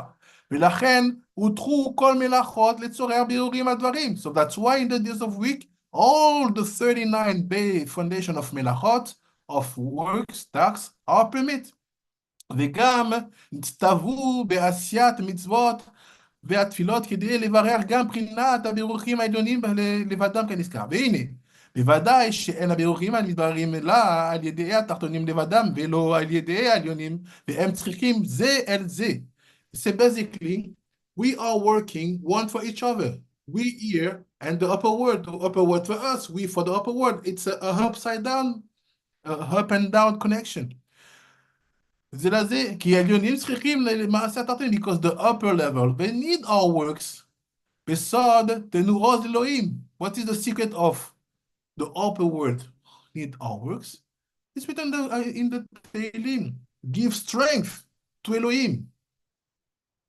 והתחתונים צריכים לסיוע העליונים, and we need to be helped, support by the invisible dimension. Moshe Amar, "V'ma'aseh yadenu koneneu." And that's what we said, and the works of our hand, bring it up. ולכן, בימי החול ירדו העולמות בדיונים למטעה במדרגות, ושם מתלבשים כדי לעזור, לסייע בעניין הבירורים. That's why in the days of the week, the upper words come down to be closer to us. ואלו המלכים, וזה סוד תחתונים דאצילות יורדים, מבלבושים בששת ימי I just finished with the speech Rabbi Emmanuel introduced. אבל אין בא להם כה בזה, אלא בזה. Jump. Here is the place. Here. Second. Here. Is it? Yes, Rabbi Emmanuel introduced. 1 second. Go back. Is it good or you finished? Go ahead. I just want to find my sentence. Okay. Yeah. So the question is like this. Some schools said that to work is a klala. It's a, how to say klala in English? It's a curse. It's a curse, thanks. So how do we connect this? Because actually we are saying that the seven kings need our works to get fixed. But at the other hand, we said that working, it's a klala. And most of the rabbanim said that the only way to work that will be a blessing and not a klala, a curse, is to become a Talmidei Chachamim and study Torah and be occupied literally all your day with Torah learning. But basically, it's not the question. Why? Because not everybody has the level to be Talmid Chacham, and not everybody has the level to say that Torah is my daily duty. And not everybody wants to do it also, and not everybody is accepted by HaKadosh Baruch Hu to do it. So, let's say if you have 100 people, let's say if you are Israelite, maybe 20 will be in their daily life, studying Torah from 8 to 8. So what about the 13%? Basically, we have to know that every single generation comes with its reality. The reality of today is not the reality of yesterday. In the reality of yesterday, people could live without having salary. So if a big majority of the Israelites today, they understand that working have to be integrated in their life, it doesn't mean that the truth of real work being Talmid Chacham is wrong. It just means that you have also to cover, in terms of halacha, the 30%, the 80%. So you have to tell them what is the proper way to do their work. Some people work in finance. You have to tell them what are the work, what are the halachot, not to damage the 7 kings when they are in finance. It's not because you know that the real work is to be Talmid Chacham that we should not give tools and express kind of direction to the people who do real work. And for the one who say that they want to be Talmid Chacham, it's not about you what you want to do. It's about what HaKadosh Baruch Hu will give to you possibility to do. So what's happened basically? We have been taught that to achieve the level of you studying Torah all your life, all your days, and not being obliged to work, it's a merit that you acquire when you have finished to fix the 7 kings of your soul, the broken vessel of the 7 kings of your soul. And suddenly you will be studying every single day, and you will never suffer of, I'm missing money to pay my rental. I'm missing money to do that, because if you miss that money while you're studying, it means that you are not at your place. So go back, work maybe, and work more on your character traits, work more on your Torah, and pray, cry in front of Hashem to say, I want to be a Talmid Chacham, meaning being focused on this, I don't have any worry. But many people who claim to be Talmid Chacham to say, I live only from Torah, I take the risk, I take the bet, remove from them the support of the parents-in-law, remove from them the support of this rich man. You say, you know what, there's no support. Just go study, and when the rental should be paid, in the 29th, you have to pay, okay. You will have what will be there, you will see. People are not at that level. Even the one who pretend to study every day. I know them, I saw them in every day. Why are they studying every day? Because they are supported. What we are saying is like this: you have no support. You have no family-in-law. You are not sending your wife working for you while you are even not bringing Kiddushim every single day. You are even not a Talmid Chacham. You just study, you're here taking coffee, studying and thinking that you are amazing. Okay, so why do you worry? Why do you want to buy that house? Why do you need that car? Why do you need to see money in your bank account? Why do you even have a bank account? Me, like you see me, it's not arrogant, it's just to give example. I have no bank account. Everything I receive is go to the bank account of that my wife handled. That's it. I will like this. What is in the bank account? I don't know. I don't care. That's it. This is the way you have to live. And if I'm lying, you have rabbis here. We are living in Jerusalem. We studied together more than 5 years. Sometimes the month starts, you don't know how you're gonna pay the students because they also have to fulfill the task. They are married. Start the month. There is the faith. We did not start because we had money to open. We open, when we start the contract of rental, we have no money. You know it's going to happen. Why? Because as Sam said, if we are at the level of spending our time to study, we will never worry. So the truth is, the one who claims to say, I study every day, I'm telling you, it's not at the level to what we see now. They are supported, most of them. I'm not saying everybody. I know some of my students included. I know what it is to say, you know what? I study. I don't want a wife in order to have that security. I'm not obsessed by getting my kitchen of Pesa, my kitchen. I'm not obsessed by that at all. I'm not obsessed about getting my table of Shabbat done properly. Ba, ba, ba, ba, ba. I know sometimes Shabbat will be ready only Friday morning because I don't have the money to do that. But I'll never worry. I'm so happy. And people, when they see me, think I'm rich. Most of the people, they go in that situation preparing everything, choosing the good family. And even some of the Shidduchim, the family of the future husband, say, okay, here is our exigence. Our son will be a Talmid Chacham studying every day. So you, parents of the daughter, you have to buy her apartment and to put on the bank account 100,000. I saw that. And this is always a type of schools that claim to be, no, please. And even some of the rabbis, not you, I say global you admire. When he do some blessing, wow, it's amazing. He's breaking everything, he does miracle, huh? So when you see him blessing LeBron James, blessing Trump, you think it's for free? You think that he has the strength to say, no, please don't pay me? We cannot pay a rabbi? Torah is not the money? You think he don't receive that check of 1 million when he blessed that people? Why do you think they are showing up? That's becoming part of the things. Like literally, money is it's Torah nowadays, but Of course. I don't know, because people give me that advice. Rabbi Pinchas, you are so amazing. Let me introduce you to LeBron. I say, if people want to study here, we have Zoom, it's enough.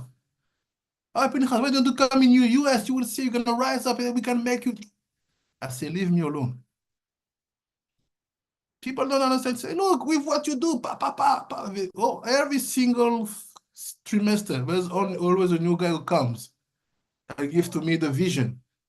I have the vision. So, you have the vision.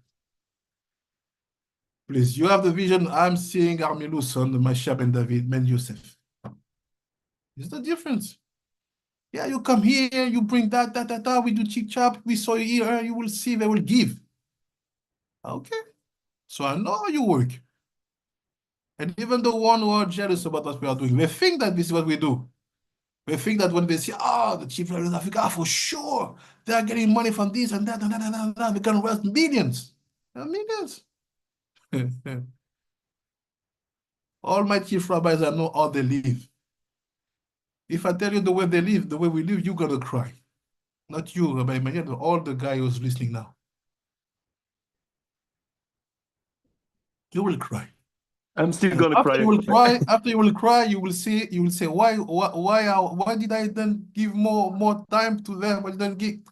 I know it is. I saw it. We saw it face to face in Jerusalem. We know how it works.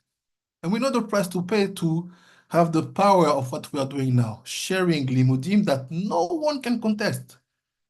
You know what it means to teach publicly for 5 years, 6 years, no rabbi can say what to say is wrong. And before 12 years, you were even not a Jew according to their laws. This is what we do. But there's a price for that. Fixing the 7 kings. And not to have that appetite for making the security in order to say, look, we are Talmid Chacham, we study every day. Okay, remove the salary.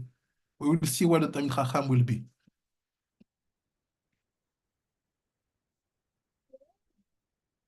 It's okay? So that was the answer. But actually, my point was more about the cursing. Because actually, how can we say that it's a curse since how can we say that Hashem cursed the land, knowing that anyway we will have to fix the 7 kings that were way before the Maaseh Bereshit? It's the same thing. I answered to you in my previous answer. What is the land being cursed? The curse is feminine. You are the Vav. You working on the land, you are doing a yichud, a union with the land. So when the land is cursed, it's not about the land is cursed. It's because you are cursed and automatically the land is cursed because of you. Your action, your reaction, what you do, bring the land to be cursed.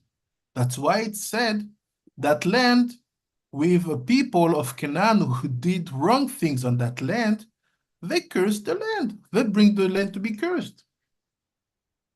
So the curse is not about the land itself, it's about who the inhabitants of that land. Okay.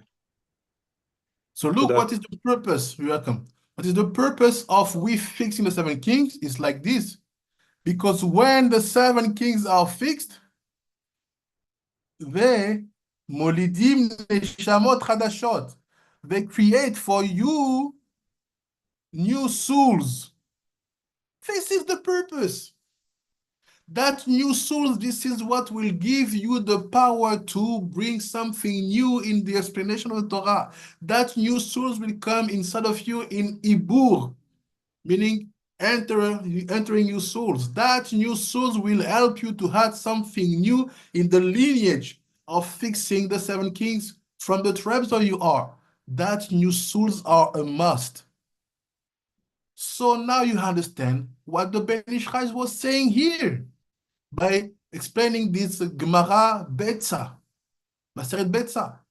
He said, why is it forbidden not to pass an object from private space to public space, meaning that you will do a melacha, you will do a task?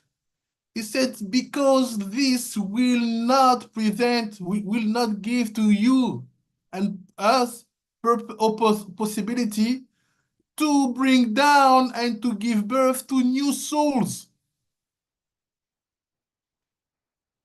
Because it's only the new souls that can enter inside of you in Ibur, meaning like pregnancy, you are yourself, suddenly you have additional strength entering inside of you. This is from that new soul that you will be taught to know how to protect Armenian Sarasha, how to bring that fight of Pan-Africanism properly, how to lead that ideas differently from what was made before, because the Neshamot Hadashot, they came with specificity in terms of spiritual power.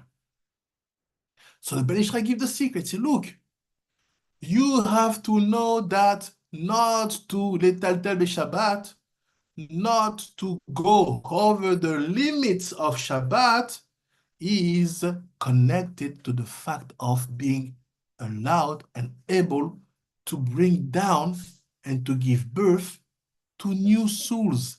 And that new souls, they are the confirmation that you succeed to fix the dimension of the 7 kings that were under your power. This is the purpose. Without new souls, you cannot be able to protect that land. I explain now why. For the one who didn't know.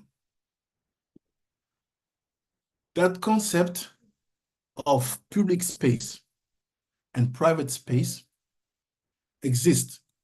For sure, you see people with houses and people living in cities with streets. So we think that the aspect, the dimension of private space and public space, it's normal, it's everywhere. No.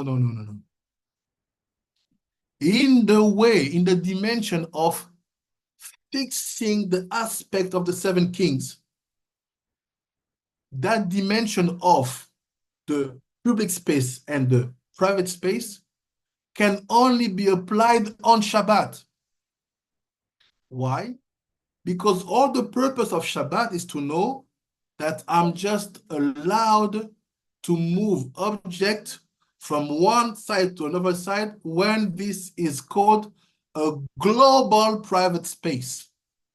That's why in the Mishnah it said the trum, the place where an Israelite will be authorized to work, to walk, and to basically move have to be 2,000 meters square. I will not go in the halacha, but just to let you understand. Basically, you cannot go everywhere you want on Shabbat, especially if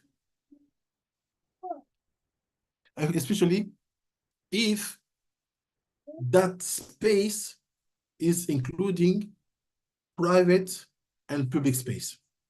So what was the solution of the sages? They say, look, we have to extend the private space. Like this, when people are walking, this will not be them taking the risk to chas v'shalom pass an object from private space to public space. I'll give an example. One second.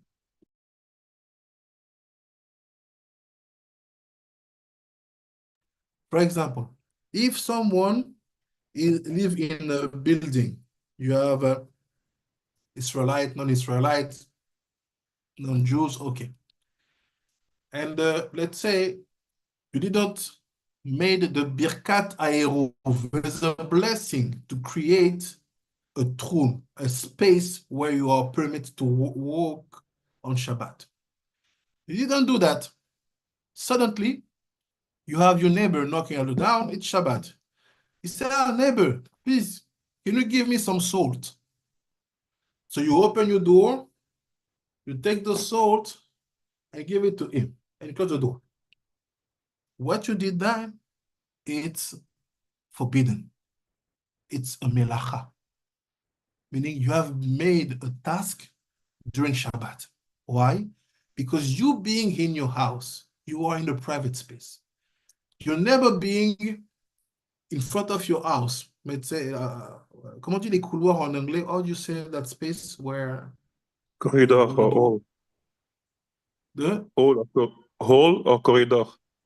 Corridor. The neighbor is in the corridor, and you just pass it. You have passed an object from private space to public space. What did you do?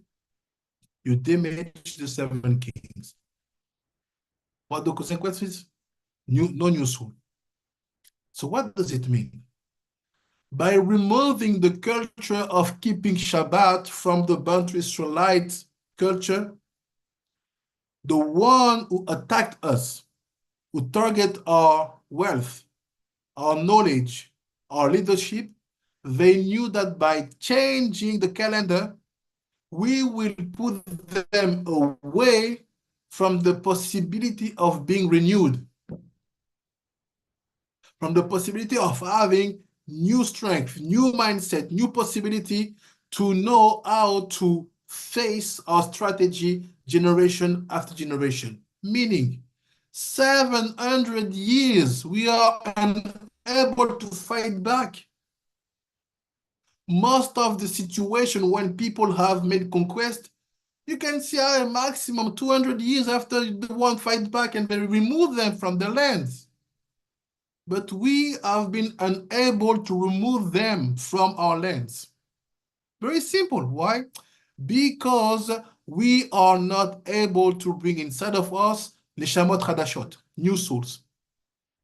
Because without new souls, you cannot have a new plan being sent to you by Akadosh Baruch Hu to know how to attack back the one who are dominant in front of you now. That's why we say we need chidushim in the Torah. We need you and me to bring new explanation, deeper explanation of the Torah. Same thing when we are here analyzing what is Pan-Africanism, what is colonialism, what is slave trade, what is slavery, what is civil rights. We have to have new way to understand these problems and to bring new strength in the battle. And that's new strength. There will be something they didn't plan. It will be situation they didn't thought about. And this is how you're going to succeed to remove them. But what is their plan? They have data. They have AI. They analyze not now, not for next year. They have a plan for 13 or 50 years. Now, every single country, for people who like politics like me, we know that the countries we are already working for the period after 2050. This is the work. All the situation from 2000 till 2050 or 2050, they plan it at the end of the 90s. So now, if you see people working, becoming president and making plans, they are not asked to work for now to 2050. They are asked to work for a period after 2050. So what does it mean? You want to fight back? You want to be able to have new ideas? You have to be able to renew some definitions of understanding, to go, to know how to seek some knowledge. It's all about Shabbat and not moving things from space to space.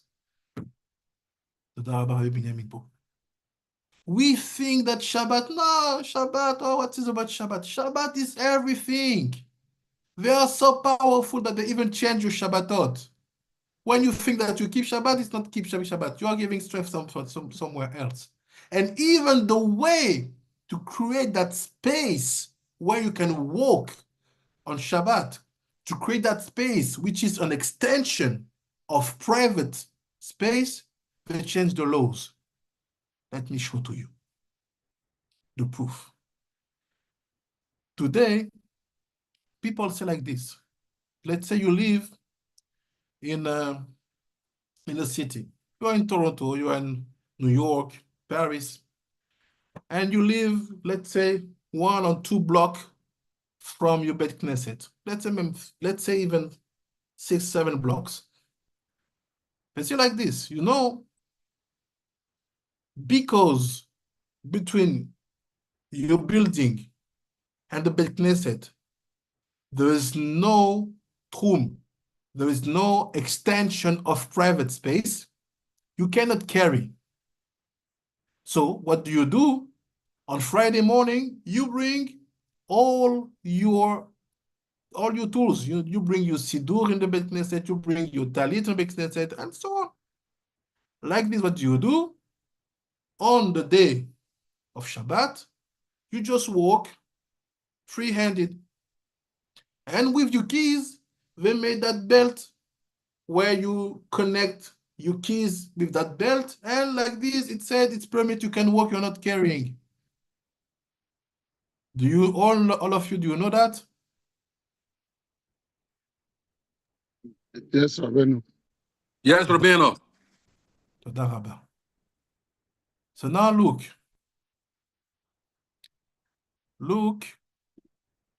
something.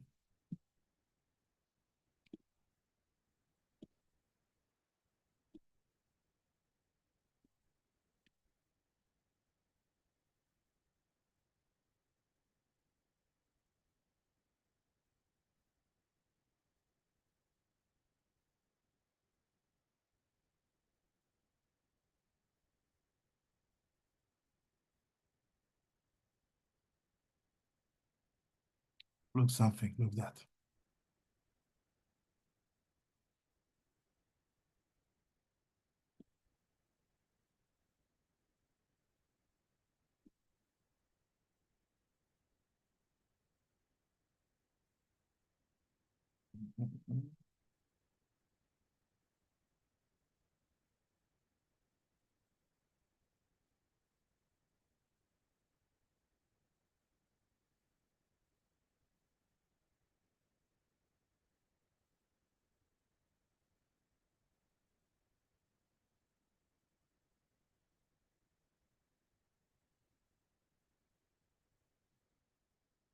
Yeah.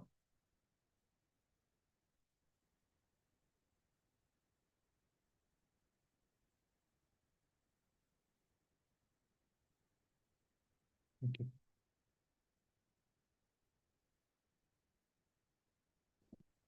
שאר הכוונות.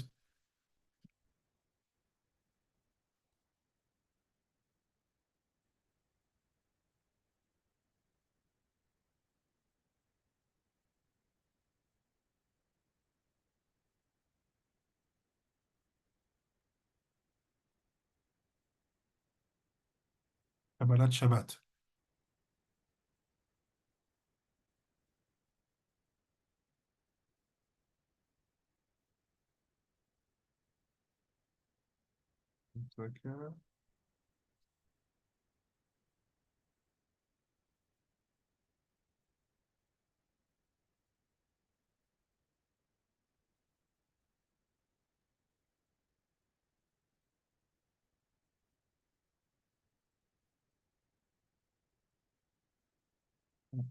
I'm on the book, just seeking the place.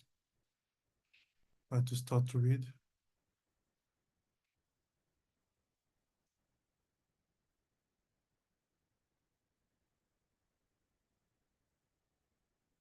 Okay.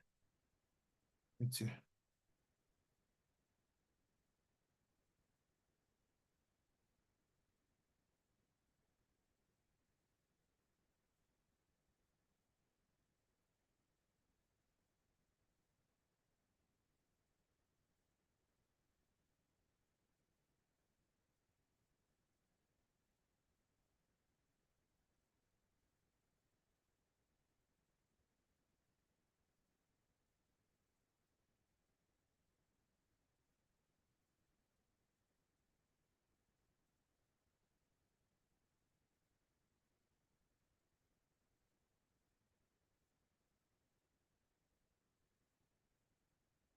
Okay, I'll share my screen. Anyways.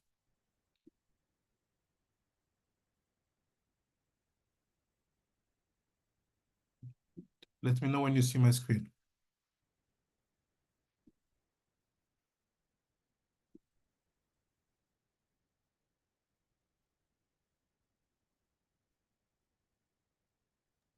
We see you, Chief Rabbi.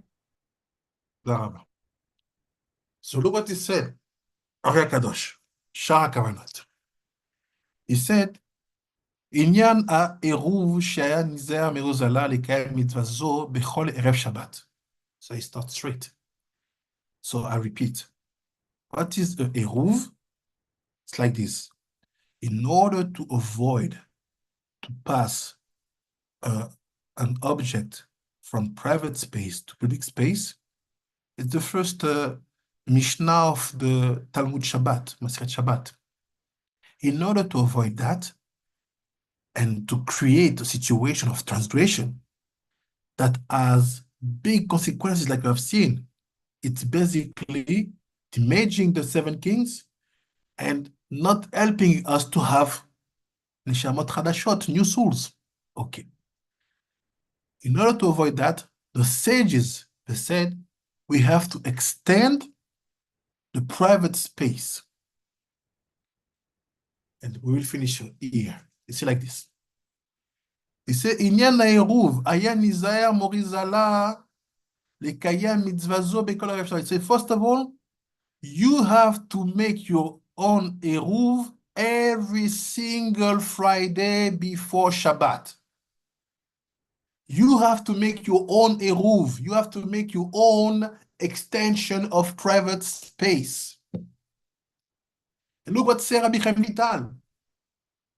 Shelo ke'otam anuagim la'asotam mishana leshana. He said, don't follow the one who say, the rabbi has put a string around this neighborhood or around this area. Or some people say, no, I'm living surrounded by waters. That's why I'm allowed to carry. He said, don't believe, don't do that.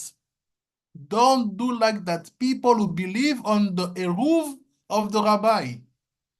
Do you see what is written?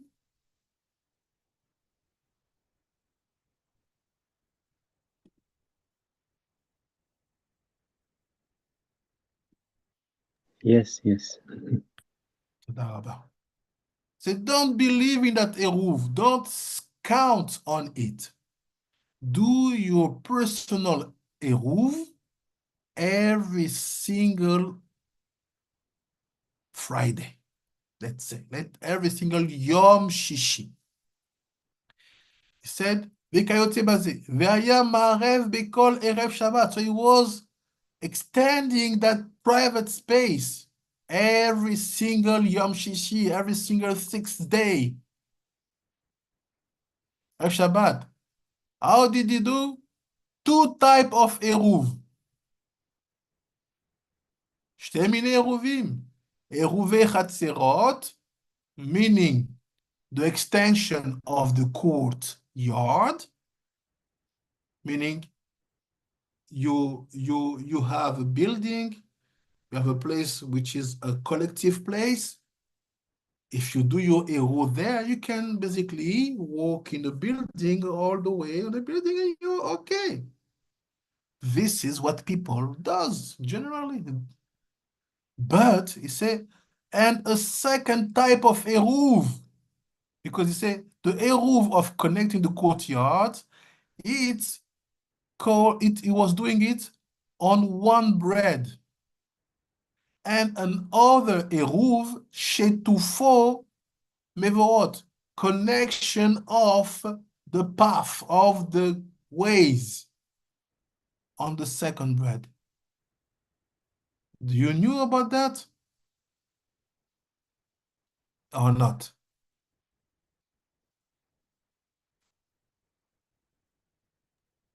Yes, Rabbi.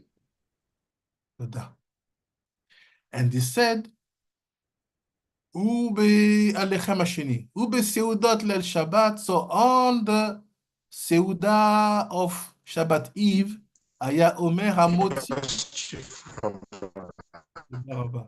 היה אומר המוציא, בפעל של שטופו מבואות. So he said, on Shabbat Eve, the blessing המוציא, you do it on the bread connected to the connection of the path.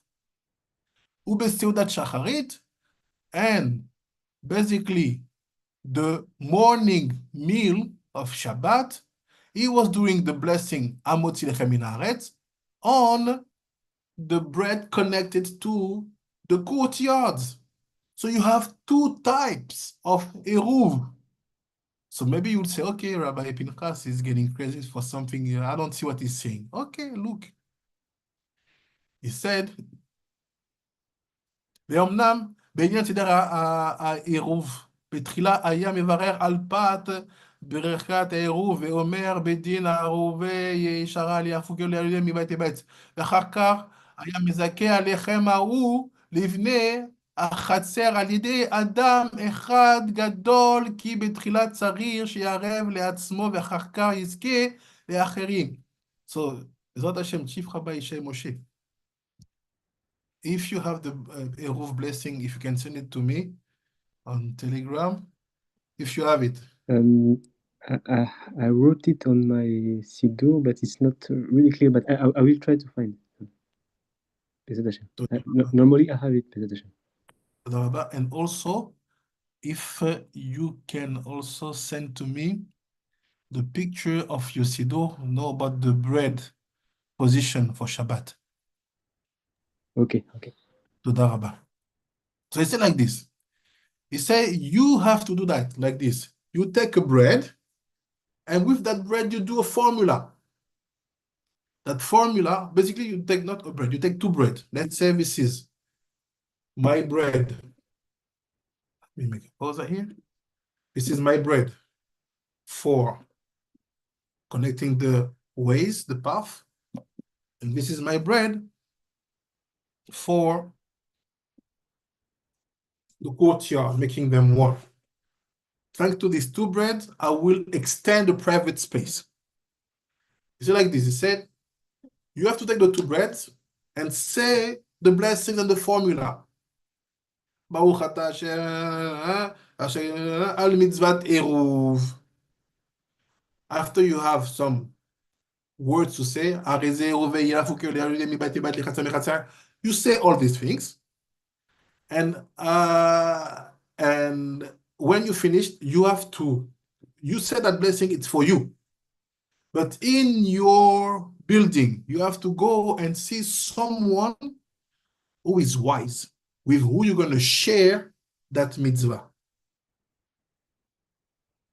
If not, you can do it with someone of your house. When you finish the blessing, you give the two breads to that man who lives in your building. You give it to him, and he will take the two breads and say, Zachiti ba'em. I also have a merit with them. If you have no tzaddik gadol in your building, you give it to your wife, give it to your kids.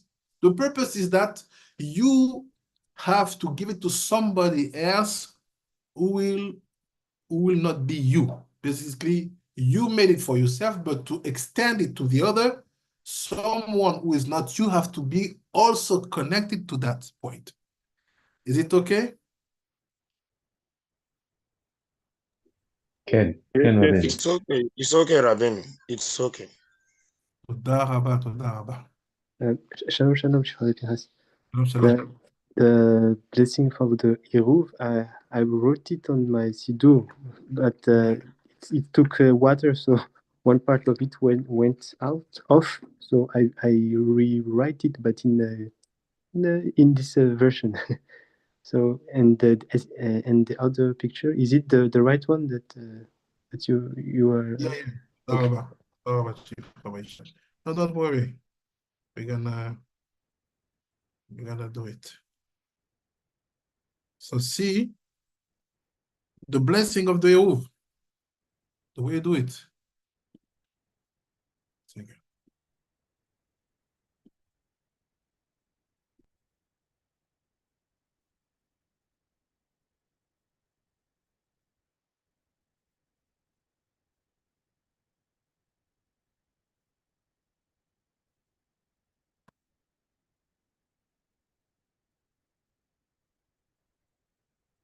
So see.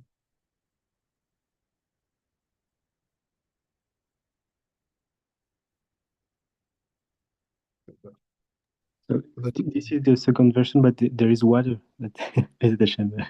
I hope it's okay. Okay. Okay.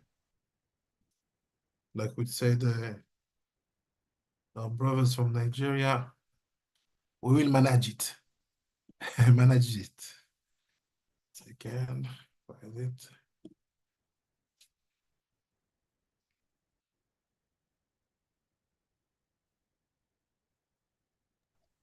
And there's also some mistakes. Sometimes it's tzadi, but it's have to be ayin. It was at the beginning. I was starting to to write. Give me a few seconds, I just come back.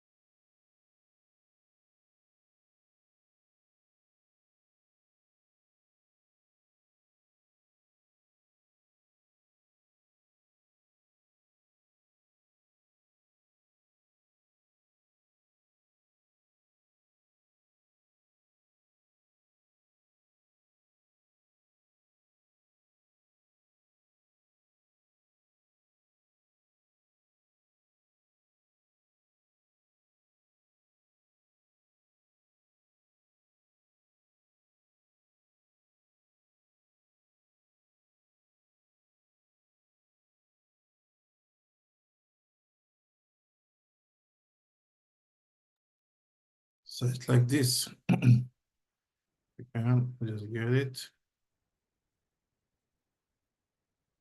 Okay, now I get it. So it's like this.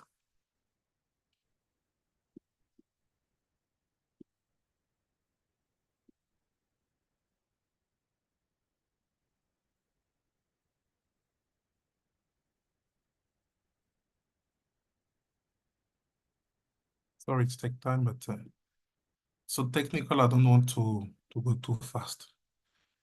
And the truth is I didn't plan to go on that path, so that's why it is the blessing of the youth. So we will be able to write it down, Bezrat Hashem, to make it more simple to be understood. But you said it, Baruch ata Hashem Elokeinu melech haolam, asher kideshenu mitzvah v'tzivanu, al mitzvah teruv. בעד ישר לנעלי הפוקה ולהלולה, מבית למחצר מחצר, למגג מגג, לבתים ומחצר לחצר, לבתים ומחצר, למבוי וכל מען דצריך לן בשבת הזאת, לנו לכל בני ישראל עדרים בעיר הזאת, כי בעיר הזאת ויתאספו בה. כך, take that, or kri if it's a woman, kri zot, v'tiske, depending who is it, l'chol b'nei amavui, and after you take the two breads, and you say, zachiti bahem, and have the merit. This is the way you do the eruv. So now look, the secret about that. He said, once you do that, you have to know, basically, that one bread at each meal, evening and morning, have to be consecrated for that mitzvah.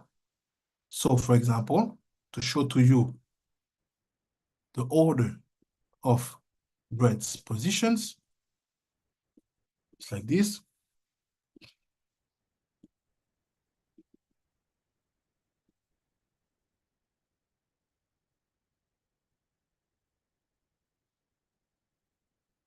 See.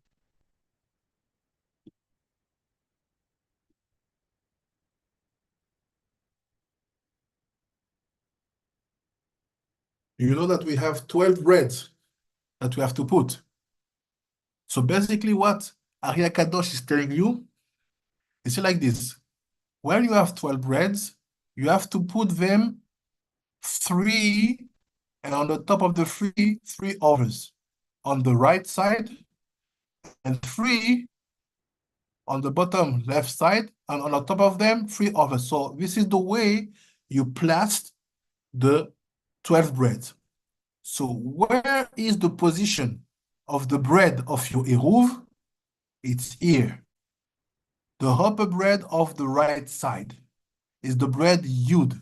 So on Shabbat evening, this is the place you put the bread destined to the eruv path connections. And on Shabbat morning, this is the place where you will put the bread of the eruv courtyard connection. Is it okay? It's okay, Rabbi. Okay, תודה. So let's It's go okay, back. Shifra. תודה. So now look what he said. שרת סעודה של שבת, והיה אומר, מוציא בפת העירוב החיצון. אמנם בעניין סדר העירוב, בתחילה היה מברר על פת הברכה העירוב, ואומר בדין הערובי, צריך שיעבר לעצמו אחר כך יזכה לאחרים. והנה ראיתי למורי שלה סילוק. I saw the ארי הקדוש on Shabbat morning, היה מוליר עמו הטלית. He was carrying his talit, not wearing. Carrying his talit. והחומש, and also the book of Torah. מביתו לבית הכנסת, from his house to the בית הכנסת. וגם היה מוליכו לבית התפילה, and he also was carrying them from the house or from בית הכנסת to the בית התפילה, to the mikveh. But where was the mikveh? אשר מחוץ לעיר צפת. The mikveh was outside of the city. Do you understand what it means?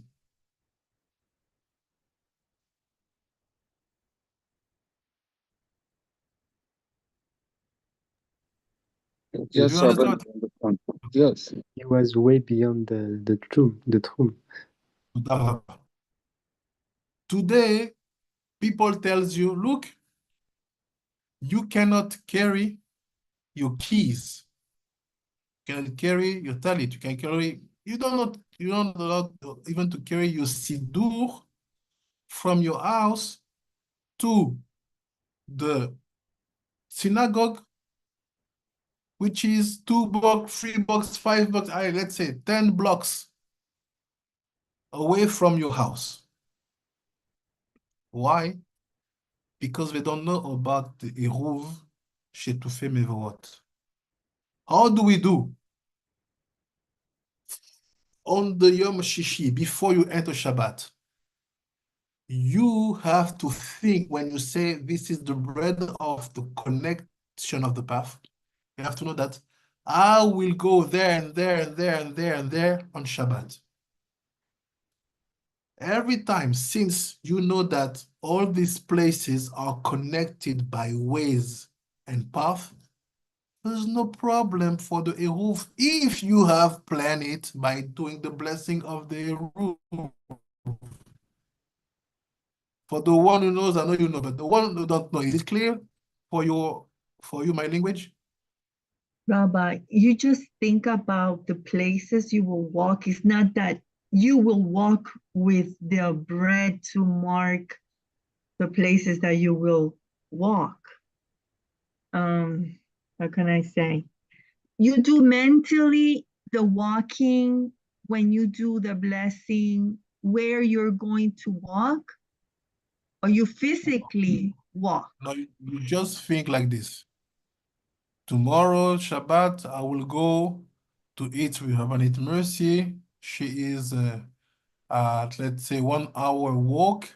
And after I go to the Beit Knesset, after I have to pass Shoda Shlishit, I will go to Rabbanit Adassa's Beit Knesset. Okay. You just think it's Shabbat, Okay. 24. You just think about that. After, by giving that blessing to somebody else, you give the merit to all the people of the city to have the possibility to do the same. But what's happened today, and you're trapped, people who live in New York, people who live in Paris, people who live in Jerusalem, because if you apply the Ari Kadosh, they will say what? You have transgressed Shabbat. Am I wrong? No. תודה רבה. So now who is doing the Hakadosh?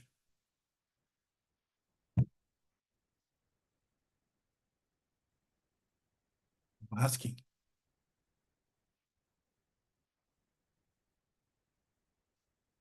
What's happened here is that by doing that and by knowing that secret of extending the private space, we will bring down the sins of our ancestors. You know what is the sins of our ancestors? Africa is a small village. Have you heard about that Africa is a small village? No. Yes, sir. I've heard about it. Yes, sir. I've not heard, Rabin. תודה רבה.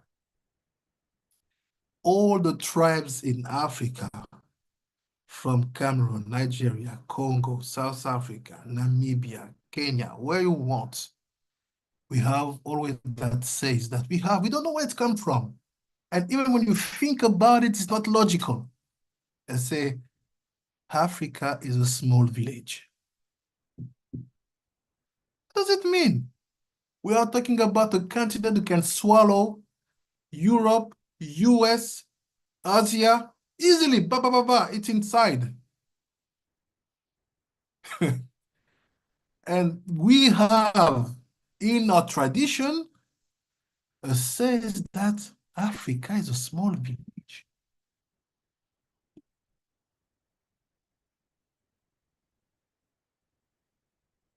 Yes, let's say Benjamin, yes, and what it takes a village to raise a kid. You know what? We are sometimes too insensitive with the heritage of our ancestors. Not only from the task, you know, sometimes we pay attention when we see miracles. We say, oh yeah, this man from the village, when he pray, oh, you see, yes. But the small expressions that are the same from different corners. Africa is a small village. What does it mean? I give you a chidush. It means, look, you, the Afro descent, you, the Bnei Bantu, you, the Bantu Israelite, you have to make it a small village. How do you make Africa a small village? By bringing all this area to be connected, first of all, to Shabbat. Because the only thing who can extend a private space like a village, because believe me, a village is a private space. I'm telling you, if you are if you have been once in the countryside of Africa, a village, they will tell you, here is the borders of the village. Please, my son, don't exit after when it's night time. Believe me, when it's night time, you will even not try to think 1 second to exit that village. Because you will start to hear crazy sounds. You will see the forest there. So village is not a place of saying, I have my apartment in my village. What is that? It's not the extreme opposite, like everything is open, like sometimes they try to do in the kibbutz. No. You have your private, let's say, your privacy. There's difference between having privacy and having a private, considering that you have a private space. You can be in private space and not having privacy. You can be in the public space and having privacy.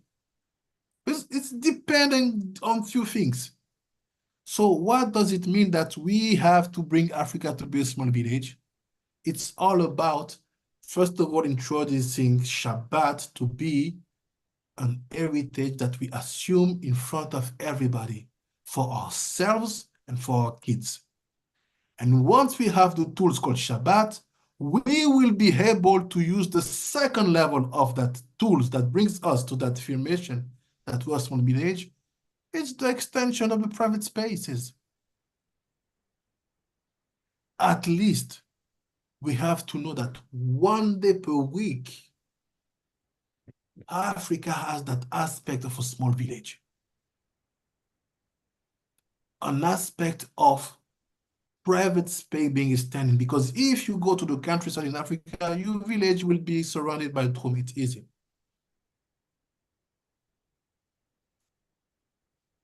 This was the problem. This was the problem that you can see from history in many corners. The people who have led Africa since, who have led countries in Africa since we lost everything, all the powers, they try to apply to that continent the mindset of the Occidental mindset. Why? Because they put borders. Some country even ask you visa to travel to another African country. Nonsense. Only the last years we see now some countries telling you the country is freely open for every Africans, like Nigeria and lately Ghana.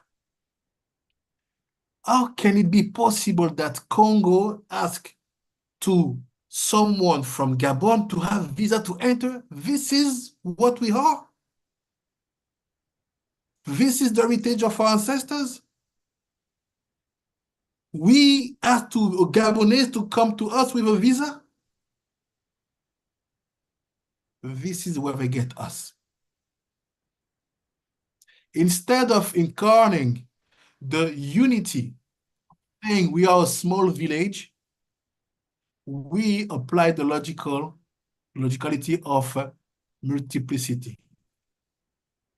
This is our country. This is your country. Africa is a small village, and this is your country. Why? Because the souls have not been renewed. Because Shabbat is a very far memory, thanks to people like us who reminding, say, we will keep a lunar Shabbat. You will not go to the field if it's the moon phases. Today, some countries in that small village are telling you after 3 months you have to exit. Don't come again, except if you can come again, but you have to exit to come back. This is the way you behave in a village. The secret of that was, look, we have to make and extend private space. We have to teach to our brothers, to the leaders of these countries, what is the secret of Tiltul Shabbat? What is the secret of carrying on Shabbat? Not only in Africa, also in America. Why? Because of that mindset of trying to find solution facing civil rights movement. Some goes to Christianity, some go to Islam. They say we are Hebrew Israelites. So what's happened? You have no directions. And every single country, every single state build a kind of culture and start what we call the King War. How is it possible? People who are fighting the same fight before 60 years. How is it possible? People who maybe had the same grandparents who were beaten in the cotton field. How is it possible? People before 100 years were not allowed to enter a bus because they were black. How is it possible? After all this, you fight, you are able to kill each other for stories of baby mamas, money, and drugs. And to say that I belong to a gang is more important than seeing the common story I have with my brothers living on the west side, on the east side, on the south side. This is what you gained from the history. What are you doing? You forget that also where you are, there should be a small village. In a small village, there are no gangs. I have never seen a village having a civil war. The mindset of civil war, it's when you create division among the classes. In a village, there are no classes. Everybody knows exactly what is his role as a function inside of the village. That family, that person, that people, that group.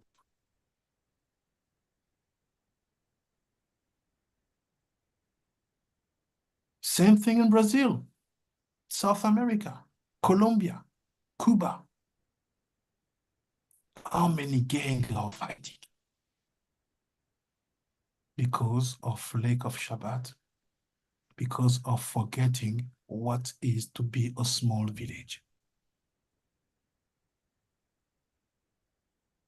In our village, what I possess can bring to me access to another thing. We exchange wealth. I don't need to show that I have money. With that, maybe I can have eggs.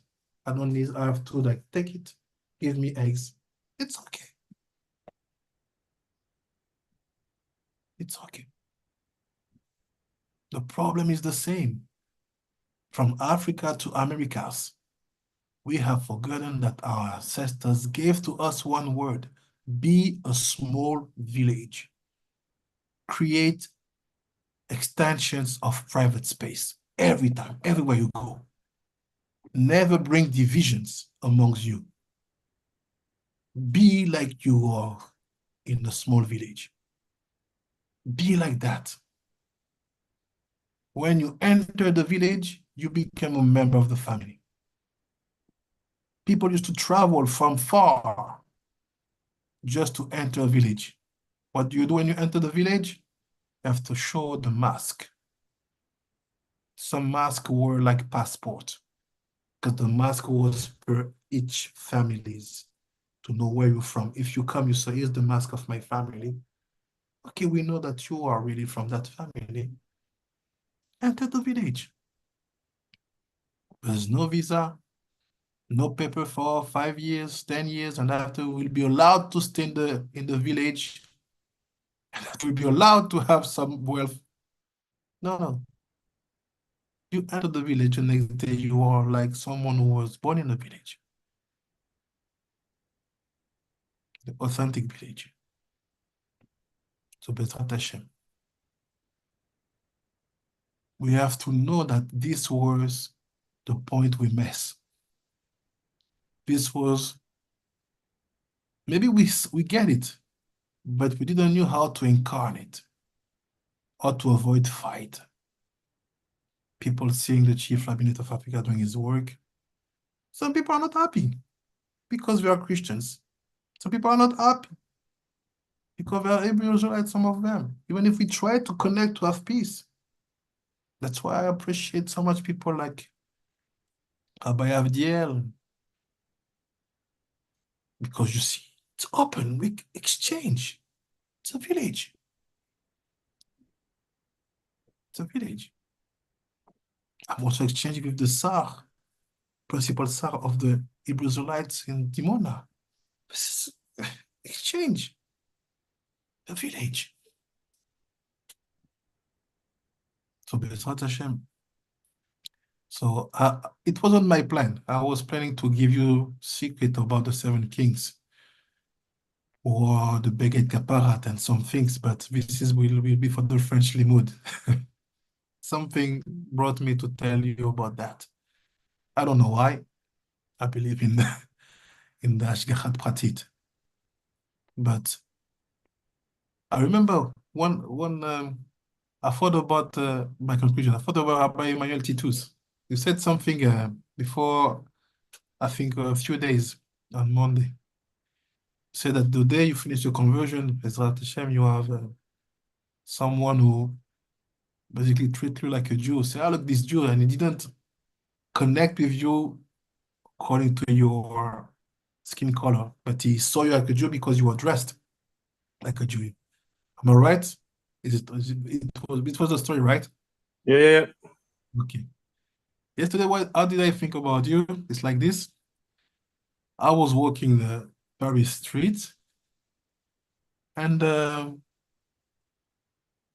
you have the Chabad, so on, and someone saw my wife, and they came say, "Excuse me, you're Jew?"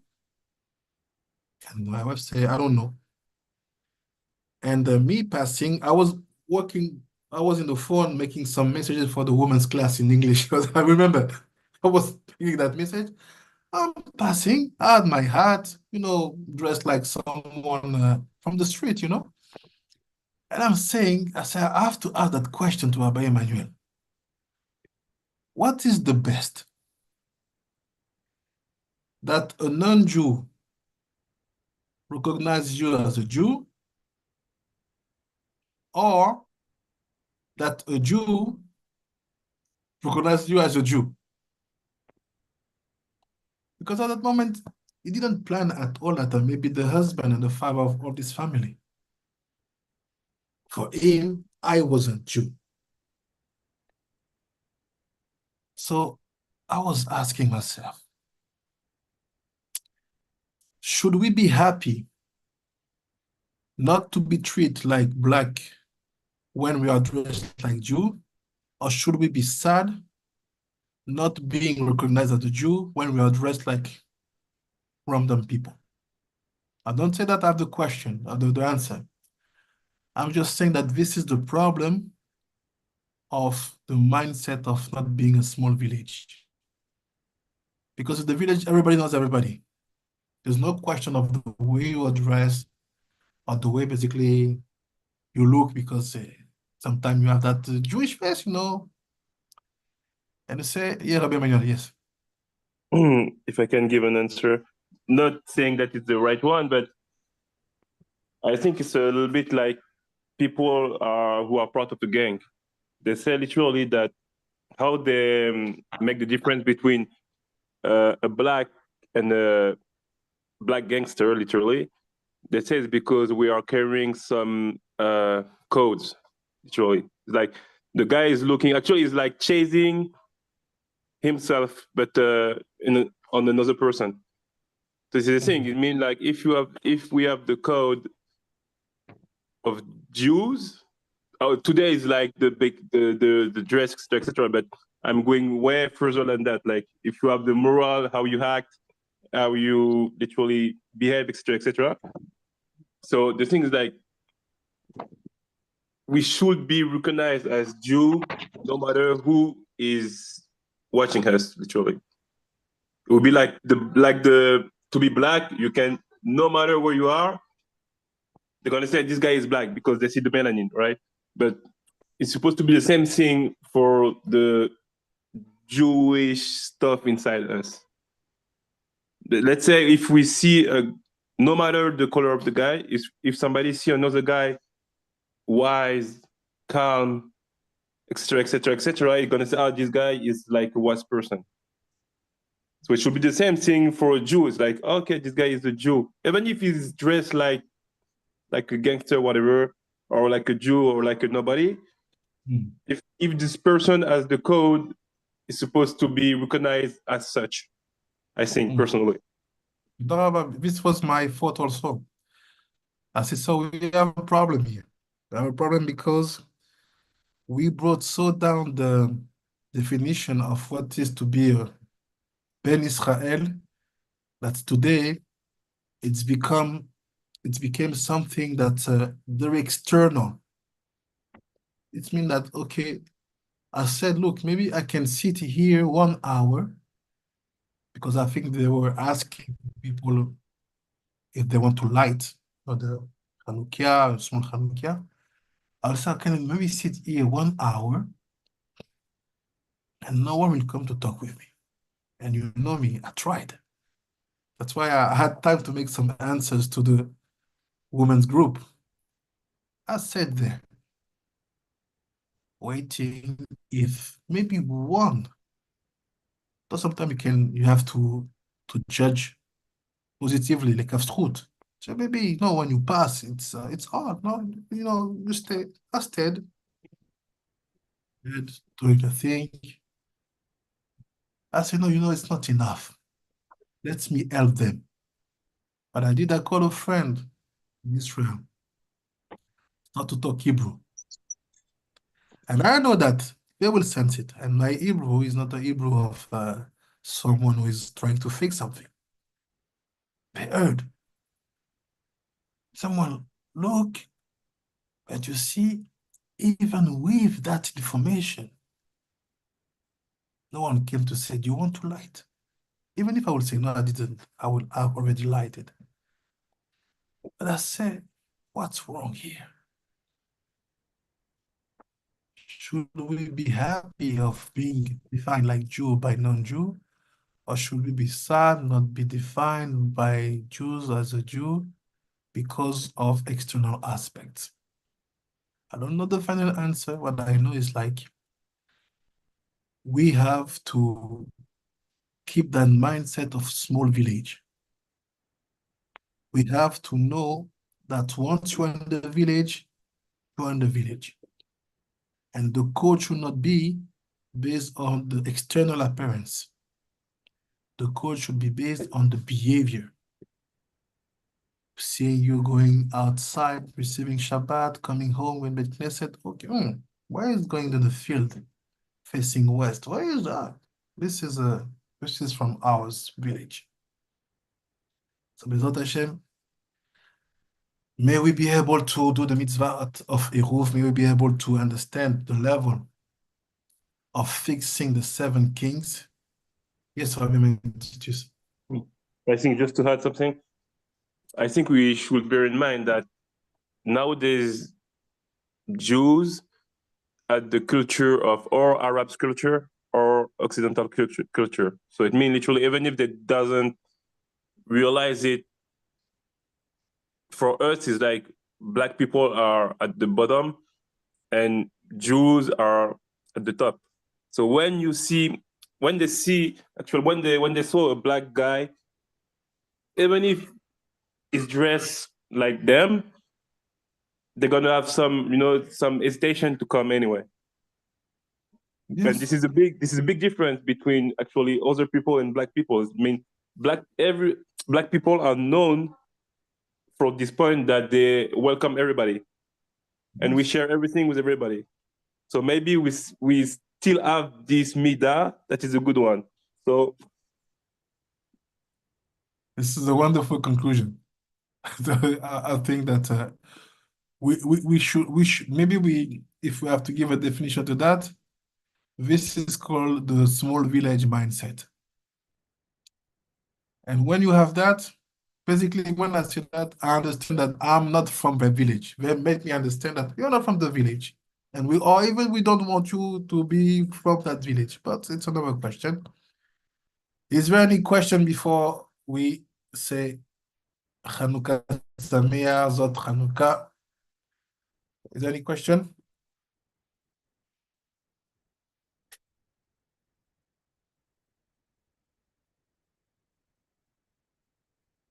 Everything was okay? Understood? Ken. Everything okay. See you back. Toda Rabba, Rabbatim.